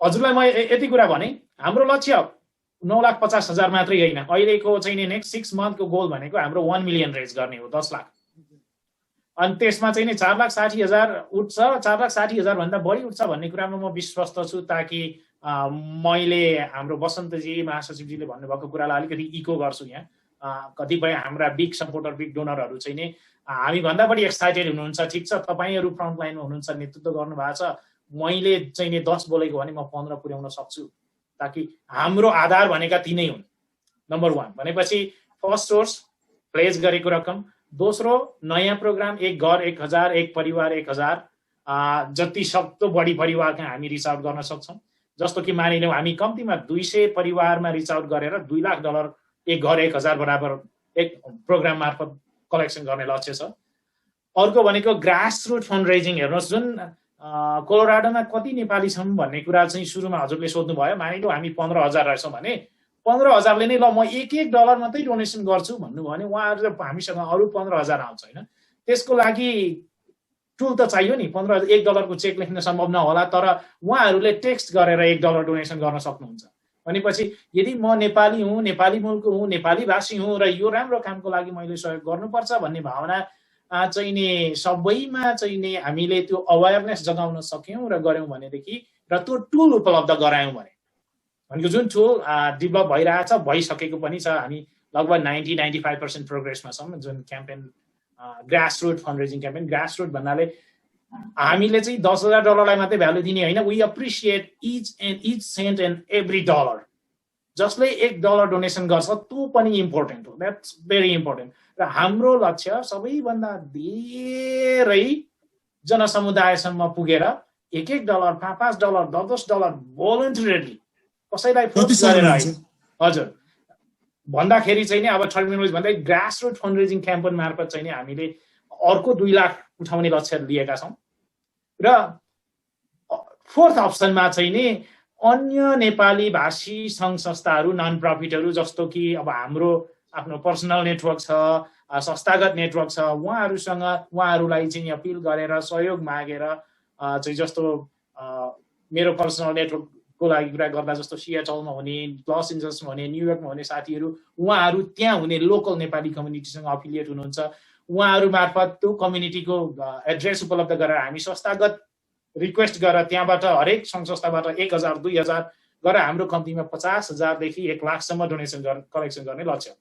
र यो सबै जोड्दाखेरि हजुर स्टेट गभर्नमेन्टसँग जोडिएर स्टेट गभर्नमेन्टसँग पनि हामीले केही फन्ड माग्न सक्छौँ कि सक्दैनौँ, त्यसको बारेमा केही सोच्नु भएको छ कि कस्तो छ? त्यसको सम्भावना छ। त्यसको सम्भावनाको लागि जुन कुरा मैले एक्सप्लेन गरेँ ग्रासरुट फन्ड रेजिङ, यदि हामी ग्रासरुट फन्ड रेजिङबाट मानिलियौँ 2,000 युनिक डोनर चाहिँ हामीले कलेक्सन 2,000 युनिक डोनरबाट डोनेसन कलेक्सन गर्न सक्यौँ भने हामी त्यही डेटा लिएर गएर हाम्रो कम्युनिटीको स्ट्रेन्थ यो छ, हामीसँग युनिक 2,000 डोनरले सपोर्ट गरेका छन्, we need support from state. त्यो एउटा कलेक्टिभ बार्गेनिङ पावर युज गरेर चाहिँ हामी स्टेटबाट अनि लोकल कम्युनिटी फाउन्डेसनहरू मार्फत पनि थोर बहुत रकम सङ्कलन गर्न सक्छौँ। त्यसलाई चाहिँ अहिले परिकल्पनाकै फेजमा भएको हुनाले लक्ष्य राखेर स्टेटबाट यति उठाउने अथवा लोकल कम्युनिटीबाट यति उठाउने भन्ने चाहिँ नि हामीले लिस्ट आउट गरेका छैनौँ। र हाम्रो लक्ष्य अनुसार यी 4वटा प्राइमरी सोर्स मार्फत 1 मिलियन रेज गर्ने चाहिँ हाम्रो गोल हो। त्यति भयो भने कस्तो हुन्छ भने त्यसले मोर्गेज सर्भ गर्न सक्छ। अब यसका अरू टेक्निकल कुराहरूमा चाहिँ नि सायद हाम्रो महासचिवज्यू अथवा अध्यक्षज्यूहरूले अलिकति बढी जुन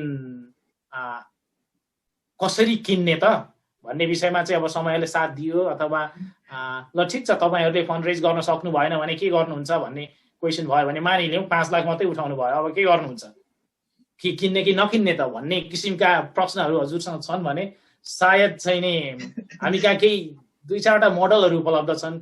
के छ त हाम्रो प्लान भन्ने विषयमा होइन, जस्तो ओनर क्यारी मोडल, मोर्गेज मोडल, ती टेक्निकल कुराहरू यदि कसैले जान्न चाहनुहुन्छ भने बसन्त सरले चाहिँ त्यो विषयमा अलिकति स्पष्ट पारिदिनुहुन्छ।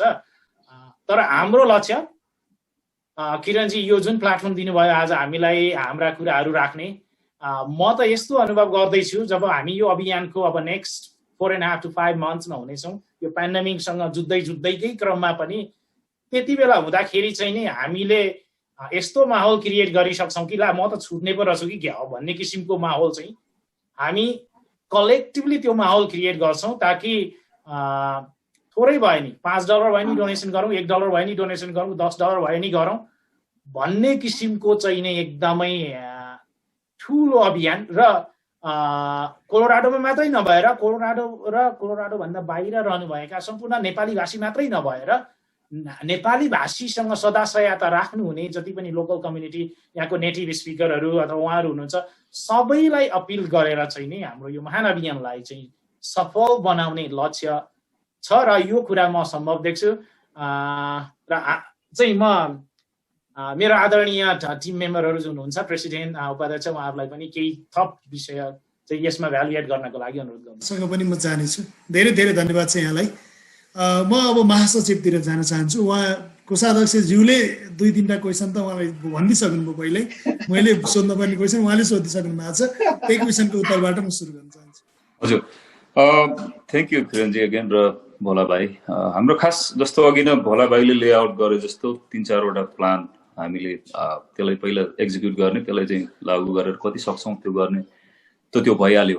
त्यसैमा म अब अरू थप्छु, जस्तो ओनर क्यारीको कुरा पनि आइरहेछ। मोस्ट लाइकली हामी चाहिँ हाम्रो कोसिस भनेको हामी चाहिँ त्यसमै जाने ओनर क्यारी मोडलमा, सके त त्यो पनि नपरोस् आश गरौँ, अथवा भनौँ न लेट्स होप सो। हामीले 10 लाख पैसा उठायौँ रे भनेपछि वेट हामीले 9.5 लाख उहाँहरूलाई तिर्छौँ, त्यसपछि बचेको 50,000 फेरि के थप गरेर मर्मसन मार्केट whatever लागु हुन। तर फर इक्जाम्पल 6 लाख मात्रै उठाउन सक्यौँ रे भनेदेखि 6 लाख पैसा यदि तिमीहरूले 6 लाख उठाउन सक्यौ भने वो जो त्यहाँ त्यसको प्रपर्टीको ओनर हुनुहुन्छ उहाँहरू चाहिँ पोजिटिभ हुनुहुन्छ। बाँकी 3 लाख पैसा चाहिँ केही सर्टेन टाइमको लागि चाहिँ हामीलाई उहाँहरूले नै क्यारी गरिदिने खालको कन्फर्मेसन गर्नु भएको छैन। तर साँच्चीकै तिमीहरूले उठायौ भने चाहिँ कन्सिडर गर्न सकिन्छ। आइरहेको कि छैन? मैले यो कता भिडियो हरायो तपाईँको? एकैछिन ल, जसमा बोल्दै त गर्छु। भो एक कता गयो, ठिकै छ। भिडियो म्युट भयो। भिडियो म्युट भयो, एकैछिन ल किरणजी। ठिकै छ, नत्र आयो ल, thank you, sorry about that है, टेक्निकल कुरा यस्तै हो। र उहाँहरूले कमिटमेन्टै चाहिँ गर्नु भएको छैन। तर हामी वी आर भेरी होपफुल र हामीले त्यो लक्ष्य हामी पुर्याउन सक्छौँ भन्ने हामीले लागेको छ। र मानौँ कथम कदाचित त्यो चाहिँ भएन रे फर इक्जाम्पल भनेदेखि पनि हामीसँग जस्तो भोला भाइ हुनुहुन्छ, उहाँले बडो एक्टिभली सपोर्ट गरिराख्नु भएको छ। जस्ट फर योर इन्फर्मेसन, उहाँ चाहिँ ब्याङ्किङ सेक्टरमा एक्टिभली काम गरिराख्नु भएको मान्छे हो। होपफुली उहाँलाई हामीलाई केही हेल्प गर्न सक्नु होला यो विषयमा, लोन दिलाउने समय बारेमा अथवा केही। तर एउटा टेक्निकल अघि नै भोला भाइले भने जस्तै सङ्घीय शक्ति कलियुगे भन्छ क्या, कलियुगमा सबभन्दा ठुलो शक्ति भनेको चाहिँ सङ्गठन हो। हामी चाहिँ कम्युनिटीको मेम्बरहरू र मानौँ 2000 मान्छेहरू हामी इभन जनरल मेम्बरसिप मात्रै लियौँ भने पनि हाम्रो बार्गेनिङ पावर बढ्छ उहाँले भने जस्तै। र अहिलेकै अवस्थामा नेपाली घरलाई मात्रै भनेर कुनै पनि ब्याङ्कले पैसा दिने अवस्था छैन। त्यो हामी पनि त्यसमा हामी आफै पनि क्लियर छौँ। र त्यो एटलिस्ट त्यो पैसा ब्याङ्कले पत्याउनको लागि चाहिँ हामीसँग एउटा मिनिमम फन्ड भयो भनेदेखि हामी ओनर क्यारीमा जान्छौँ, पुरै सिद्धि हो, हामीले ब्याङ्कसँग डिले गर्नु पर्दैन। यदि भएन छ भने पनि र यो 3-4 महिनाको बिचमा हामीले यो मेम्बरसिप ड्राइभ यतात्यता गरेर एउटा सर्टेन 3 लाख 4 लाख पैसा जम्मा गर्न सक्यौँ भने त्यसपछि maybe there is a possibility हामीसँग 4 लाख छ, हामी 50% हामी आफै हाल्छौँ नि भने तिमीहरूले 50% पैसा दिँदैनौ न भनेर ल ब्याङ्कले दिनु मानेन अरे। हामीसँग यस्ता हामी नेपाली कम्युनिटीमा पनि यति दिग्गज अग्रज दाजुहरू हुनुहुन्छ, प्रतिष्ठित व्यापारीहरू हुनुहुन्छ, समाजसेवीहरू हुनुहुन्छ, उहाँहरू 2-3 जनालाई हामीले एउटा चाहिँ के भन्छ ग्यारेन्टर राखेर भए पनि यसलाई लिनुपर्छ भन्ने मोडलमा पनि हामी गइरहेछौँ। मलाई लाग्छ मैले सायद कभर गरेँ होला, केही छुटेको भए मलाई रिमाइन्ड गराउनु किरणजी। लगभग हामीले खोजेको पनि यही नै हो, त्यसको लागि धेरै धेरै धन्यवाद। अब हामी अन्त्यमा पनि छौँ, त्यहाँ अन्त्यमा यहाँलाई केही कुरा छुटेको कुरा भन्न मन छ भने पनि भन्न सक्नुहुन्छ। यो अन्तिम नै हो आज। म सायद अब म यो सबैजना अब उपाध्यक्ष अनि अध्यक्ष भए ठाउँमा पुगेपछि म कार्यक्रम अन्त्य गर्छु। केही छ छुटेको कुरा, केही जोड्न मन लागेको छ भने जोड्न सक्नुहुन्छ। मैले मसँगै कुरा गरेर भएर मलाई सोधे जस्तो लाग्यो। हजुर तपाईँलाई नै सम्पूर्ण फर्स्ट त हजुरलाई किरणजी अनि बीआरटी नेपाल र शैलेशजीले पछाडिबाट टेक्निकली हेल्प गरिराख्नु भएको छ। सबभन्दा सर्वप्रथम तपाईँहरूलाई धन्यवाद दिइदिनु भयो ताकि हामी हाम्रा महान दाताहरू, महान सदस्यज्यूहरू, हाम्रो समुदायका बुवा आमा साथीभाइ सबै अग्रज साथीहरूसँग जाने मौका पायौँ र उहाँहरूलाई हाम्रो तर्फबाट अनुरोध गर्ने मौका पायौँ। त्यसको लागि तपाईँहरूलाई धन्यवाद। र सबैजना जो यति बेरसम्म सायद हेरिराख्नु भएको छ होला या कसैले पछि इन फ्युचर रेकर्ड पनि हेर्नुहुन्छ होला, यो 1.5 घन्टासम्म पनि बसेर अहिले निरन्तर हेरिदिइराख्नु भएको भए अथवा इन फ्युचर पनि पछि खोलेर हेर्नुभयो भने पनि हाम्रो उद्देश्य स्पष्ट छ। हामीले गर्न लागेको यो सामाजिक काम हो। हाम्रो आफ्नो उद्योग इलम व्यापार व्यवसाय छोडेर बचेको समय यसमा लगाएर गरे हो। त्यसैले यसमा हाम्रो कुनै स्वार्थ छैन, यो निस्वार्थ कुरा हो र तपाईँ हामी सबैको हो।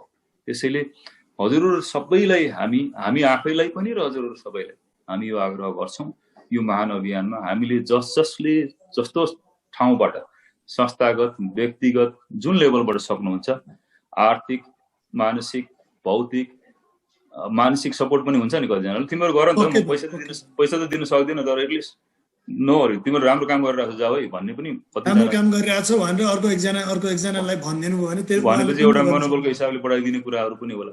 जे जसरी जुन रूपमा जति सक्नुहुन्छ त्यति सहयोग गरिदिनुहोस् भनेर मेरो तर्फबाट चाहिँ मैले थ्याङ्क यू भन्छु भाइलाई पनि अगेन। र बाँकी केही अध्यक्षज्यू अथवा उपाध्यक्षज्यू छ भने प्लिज। धन्यवाद यहाँलाई। अब म उपाध्यक्षज्यू तर जान चाहन्छु। मसँग क्वेसन त केही छैन, तर यहाँलाई अब अन्त्यमा अब हामी झन्डै कार्यक्रमको अन्त्यमा आइसकिसकेका पनि छौँ। हामी यो महान अभियानमा छौँ, नेपालीहरूको आफ्नै घर किन्ने सामुदायिक घर किन्ने अभियानमा। पर्सनल घर त सबैसँग छन् नेपालीसँग, हामी सामुदायिक हाम्रो सामाजिक स्वामित्व हुने घर किन्ने प्रोसेसमा छौँ। यो विषयमा आफूलाई लागेको कुरा मैले सोध्न बिर्सेको र राख्न। धन्यवाद किरणजी। सबैभन्दा पहिला त महासचिवज्यूले पनि भनिसक्नुभयो हामी के अब कुन अवस्थामा छौँ र हामी कतातिर जाँदैछौँ भन्ने चाहिँ कुरा हाम्रा समस्त नेपाली भाषी दाजुभाइ र दर्शक सामु पस्किने मौका दिनुभयो, यसको लागि धन्यवाद। हामीहरू चाहिँ सबै नेपालीहरू सबै मान्छे चाहिँ यहाँ सम्पन्न पनि छैनौँ। $8 घन्टाको कमाएका पनि छौँ र त्यसबाट पनि डोनेसन गरिराख्नु भएको छ। हामी यो डोनेसन रकमलाई एकदम पारदर्शी किसिमले र सही किसिमले सदुपयोग गर्छौँ र कोही पनि आफैमा पूर्ण हुँदैन। हामी कहाँ छौँ, कहाँबाट आयौँ र कहाँ जाँदैछौँ भन्ने कुरा मोटामोटी पस्किसक्यौँ र हामीले अर्थको केही गर्नुपर्छ कि या हामी हिँडिरहेको बाटोमा अरू केही कुराहरू ल्यायो भने त्यसले थप बल पुग्छ कि भन्ने यहाँहरूलाई लाग्छ भने कृपया हामीलाई त्यो सुझाव र सहयोग गरिदिनु होला। हामी यहाँहरूप्रति कृतज्ञ हुनेछौँ। धन्यवाद। धेरै धेरै धन्यवाद उपाध्यक्षज्यूलाई। मसँग कमेन्ट पनि छन्, म एकचोटि कमेन्ट पढ्छु अनि अध्यक्षज्यूबाट जान्छु। वासुदेव खनालले राम्रो औसम लेख्नु भएको छ, उहाँलाई धेरै धेरै धन्यवाद। यसै विराट अधिकारी राम्रो कार्यक्रम, धन्यवाद बिआरटी नेपाललाई भन्नुभएको छ, यहाँलाई पनि धेरै धेरै धन्यवाद। हेर्दै राख्नु होला बिआरटी नेपाल। अनि हरिक मगर लेख्नु भएको छ, अग्रज दाजुहरूलाई नमस्कार, सफलताको शुभकामना भन्नुभएको छ। यसै गरी विराट अधिकारी फेरि पनि लेख्नु भएको छ, मैले पनि गत हप्ता गएर बाहिरबाट हेरेँ, हाम्रो आफ्नो हैसियत अनुसार राम्रो लाग्यो भन्नुभएको छ। म पक्कै पनि उहाँले गरेर त्यो यहाँहरूले अब जुन ठाउँ हामी किन्न प्रयासमा छौँ त्यो ठाउँ हेर्नु भएको रहेछ पक्कै पनि। अनि राजु सिटौला जानकारीमूलक कार्यक्रम भन्नुभएको छ, उहाँलाई पनि धेरै धेरै धन्यवाद। राजु सर त मेरो त के भन्छ, मेरो त एकदमै आदरणीय हुनुहुन्छ, मलाई त एकदमै धेरै सपोर्ट गर्नुहुन्छ होइन, उहाँलाई पनि धेरै धेरै धन्यवाद दिन चाहन्छु। यसै गरी कुमार सरिस लेख्नु भएको छ, कुँवर सरिस समय अनुकूलको संवाद गरेकोमा धन्यवाद भन्नुभएको छ, यहाँलाई पनि धन्यवाद सुनिदिनु भएकोमा। अनि त्यसै गरी भूषण श्रेष्ठ ढिलो भए पनि सही बाटोमा लागेकोमा टिमलाई बधाई भन्नुभएको छ। यसै गरी विराट अधिकारी फेरि लेख्नु भएको छ, एक परिवार $1000 को साह्रै राम्रो लाग्यो, जसले यसको कल्पना गर्नुभयो उहाँलाई धेरै धेरै धन्यवाद भन्नुभएको छ। हामीलाई धेरैजनाले हेर्दै हुनुहुन्छ, कमेन्ट यति मात्रै रहेछ, मैले यति कमेन्ट पढेँ। अब म अध्यक्षज्यूबाट जोडिन चाहन्छु। हामी कार्यक्रमको झन्डै अन्त्यमा आइसकिसकेका छौँ। अब मैले कतिपय कुरा यहाँलाई पनि म हेरियो कुरा आज राख्छु है भन्ने लागेको थियो, कुनै बिर्सिनु भएको थियो अघि मैले सोध्ने क्रममा मैले क्वेसन अर्कै गरिदिएर त्यो स्किप भएको थियो भने पनि त्यस्तो केही कुरा छ भने अन्त्यमा आफूले लागेको कुरा अब सम्पूर्ण कोलोराडोवासी विशेष गरी नेपाली भाषी दाजुभाइ दिदीबहिनीहरूको लागि पनि अनुरोध छ होला यहाँको केही त्यस राख्नको लागि म अनुरोध गर्दछु। धन्यवाद किरण भाइ। सबैभन्दा पहिला चाहिँ मैले सानो विषय अघि हाम्रो भोला भाइ बसन्तज्यूले भन्नुभएको कुरामा जोड्न चाहे। जस्तो हाम्रो त्यो फन्ड रेजिङमा चाहिँ हामीले सकेसम्म सबै उपलब्ध जे पनि साधनहरू छन् ती सबै युज गर्छौँ भनेका छौँ र जुन अब स्टेटमा जाने र अर्को जुन भनौँ न काङ्ग्रेसका म्यानहरूसँग जाने ती कुराहरू पनि छन्। मैले त्यसमा एउटा सानो जोड्न चाहेँ। यो कस्तो रहेछ भने अहिले हामीले त्यसको लागि हामीले धेरै 1 वर्ष अगाडिबाट हामीले त्यो परिकल्पना पनि गऱ्यौँ र एउटा त्यसको लागि चाहिँ तयारी पनि गरेका थियौँ र 1-2वटा ठुला अर्गनाइजेसन जस्तै लायन्स क्लबहरूदेखि लिएर होइन इन्टरनेसनल क्लबहरूदेखि लिएर ती सबैमा कुरा गर्दा जहिले पनि के हुन्छ हामीसँग एउटा पहिला चाहिँ ठोस एउटा चाहिँ भौतिक एउटा भवन एउटा आधार चाहिँ हुनुपर्ने रहेछ त्यो नभइकन खालि एउटा परिकल्पनामा चाहिँ कसैले पनि सहयोग गर्न नमिल्ने रहेछ हेर्नुहोस् पहिलो कुरा त। त्यसो भएर हामीलाई चाहिँ यो जसरी पनि एउटा चाहिँ टेन्जिबल एउटा चिज चाहिँ चाहिएको हो। त्यसले गर्दाखेरि हो हाम्रो आवश्यकता हामीले भनेको जस्तो सबै सुविधा सम्पन्न चिजहरू चाहिँ अहिले हामीले त्यो भवनले पुरा गर्दैन, त्यसमा हामी त्यसमा मान्छौँ। तर पनि हामीले जति सक्छौँ केही त गर्नुपर्ने भयो, केही त कुरा टेन्जिबल देखाउनु पर्यो, ताकि त्यसलाई देखाएर अनि हाम्रो स्ट्रेन्थ यो छ, हामी यति नेपाली भाषी छौँ, हामी यति डोनर छौँ भन्ने त्यो स्ट्रेन्थ देखाएपछि बल्ल हामी चाहिँ सिडीसित बार्गेन गर्न सक्छौँ। तपाईँले के सहुलियत दिने हामीलाई? स्टेटसँग बार्गेन गर्न सक्ने रहेछौँ, यहाँको पोलिटिकल पार्टीहरूसँग हामीले बार्गेन गर्न सक्छौँ, किन हाम्रो स्ट्रेन्थ देखाउनु पर्यो नि उहाँहरूलाई।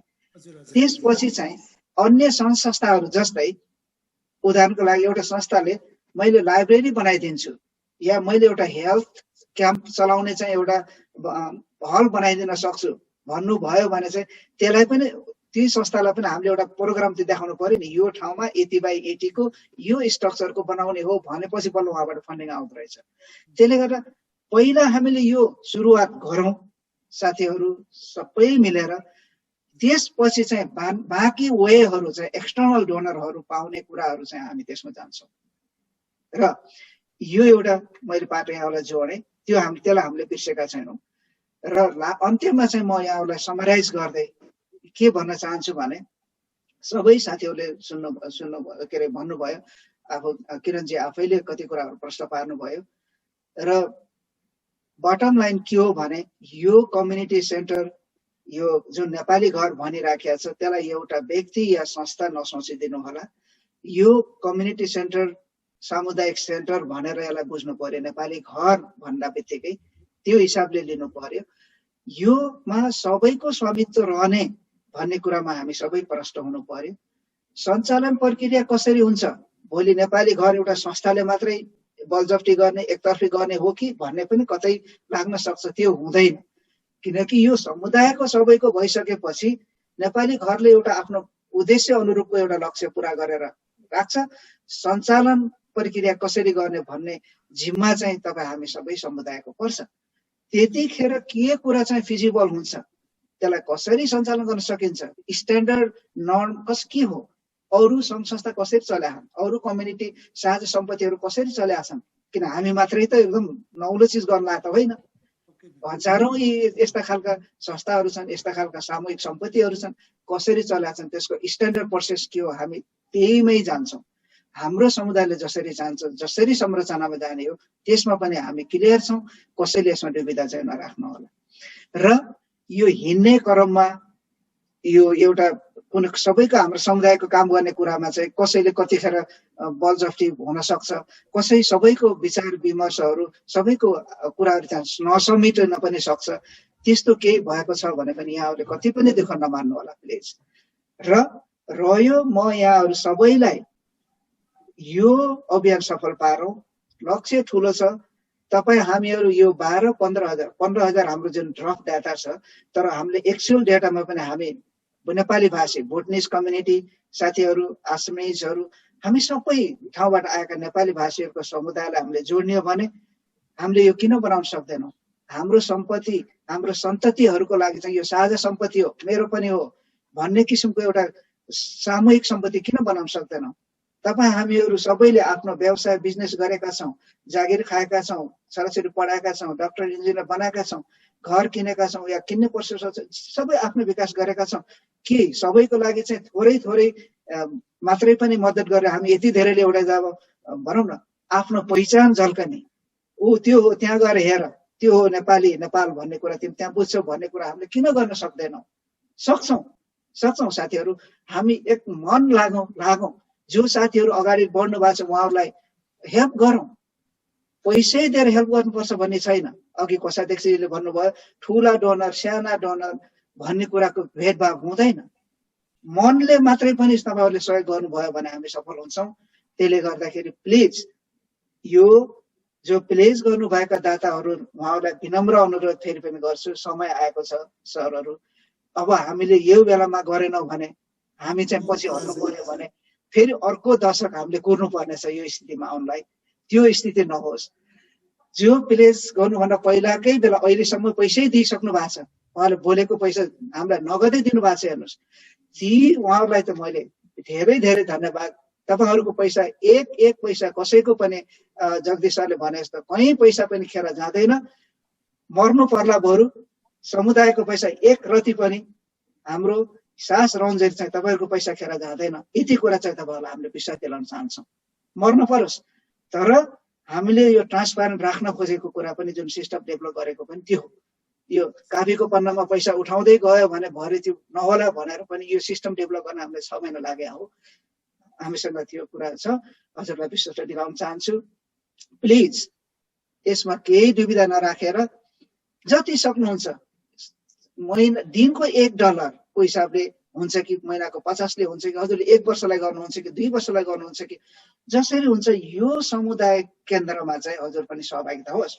हजुरको पनि भोलि त्यहाँ चाहिँ नाम लिस्टमा चढोस्, त्यहाँ देख्न पाइयोस्।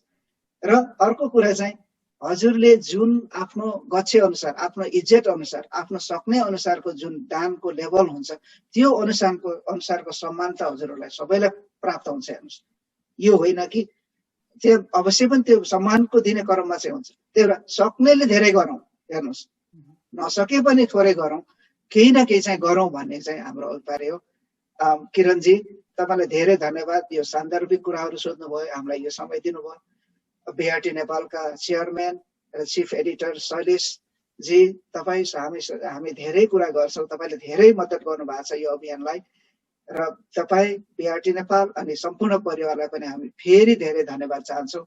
केही कुराहरू छुटेको रहेछ के रहेछ भने हामीलाई सोझै इमेल गर्नुहोस्, टेक्स्ट गर्नुहोस्, कल गर्नुहोस्। कोही पनि साथीलाई सोध्न नबिर्सिनु होला। धन्यवाद किरणजी। धेरै धेरै धन्यवाद। आज यो महत्त्वपूर्ण विषयमा हामीले आज बलाकुसारी गर्ने यो अवसर मिल्यो। हामी बीआरटी नेपाल हामी एउटा मिडियाको रूपमा सबैजना यो तपाईँहरू खट्ने मान्छे पनि र जतिजनालाई योसँग सम्बन्धित हुनुहुन्छ उहाँहरूलाई यो विषयमा जानकारी गराउनु पनि हाम्रो दायित्व हो। हामी त्यही दायित्व, हाम्रो आफ्नो दायित्व हामीले पुरा गरिरहेका छौँ। यो अवसर आज यहाँहरूले जुन समय मिलाइदिनु भयो त्यसको लागि विशेष धन्यवाद दिँदै आगामी दिनमा पनि फेरि यस्तै कुनै अब फेरि घर किन्ने बेलामा फेरि पनि यस्तै संवाद गरौँला। रकम उठ्ने कुरामा के भयो, कस्तो भयो, कहाँ के भइरहेछ, फेरि पनि यस्तो संवादहरू विशेष हामी जोडिँदै जानेछौँ। होइन, निरन्तर यस्ता कार्यक्रमहरू गर्दै गयो भने हामी पनि एक्टिभ हुँदै जान्छौँ। सुन्नेलाई पनि यस्तो यहाँसम्म पुगेको रहेछ, प्रोग्रेस यहाँसम्म रहेछ है भन्ने कुरा उहाँहरूलाई पनि जानकारी हुन्छ। त्यसले हामीलाई पनि काम गर्नु, यहाँहरूलाई पनि काम गर्न सजिलो हुन्छ र उहाँहरूलाई दान दिने मान्छेहरूलाई पनि होइन मैले दिएको पैसा यहाँसम्म यति काम भइरहेको रहेछ है भनेर उहाँहरूलाई पनि सन्तुष्टि मिल्छ। त्यसको लागि हामी फेरि पनि यस्ता कार्यक्रमहरू गर्दै जानेछौँ। र आजको जुन समय उपलब्ध गराइदिनु भयो यहाँहरू सबैजनालाई, कोषाध्यक्ष भोला कटुवाल, त्यसै गरी महासचिव वसन्त लम्साल,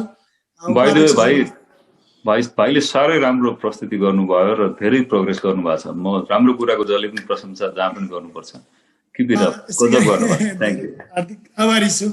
यसै गरी उपाध्यक्ष जगदीश चन्द्र ढकाल र यसै अध्यक्ष लक्ष्मण राणा सम्पूर्णलाई टिम यहाँहरूको अब यो 1000 यो मलाई पनि मन परेको एक परिवार 1000 यो अभियानलाई कसै अगाडि लैजानु होला। हामीले पनि सकेको सहयोग हाम्रो तर्फबाट हामी पनि बीआरटी नेपालको शैलेश दाई, म पनि यही नेपाली समुदायका सदस्य नै हौँ।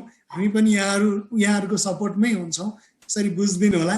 हामी पनि यहाँहरूसँग सँगै हातेमाले गरेर अगाडि बढ्नेछौँ। यो अनुरोध गर्दै आजको यो बीआरटी संवाद कार्यक्रमलाई जहाँबाट जसले हेर्नुभयो, कमेन्ट गर्नुभयो, यहाँहरू सम्पूर्णलाई विशेष आभार प्रकट गर्दै शैलेश दाई प्रति हार्दिक कृतज्ञ रहँदै म पनि बिदा हुन चाहन्छु। हस्त धन्यवाद। धन्यवाद।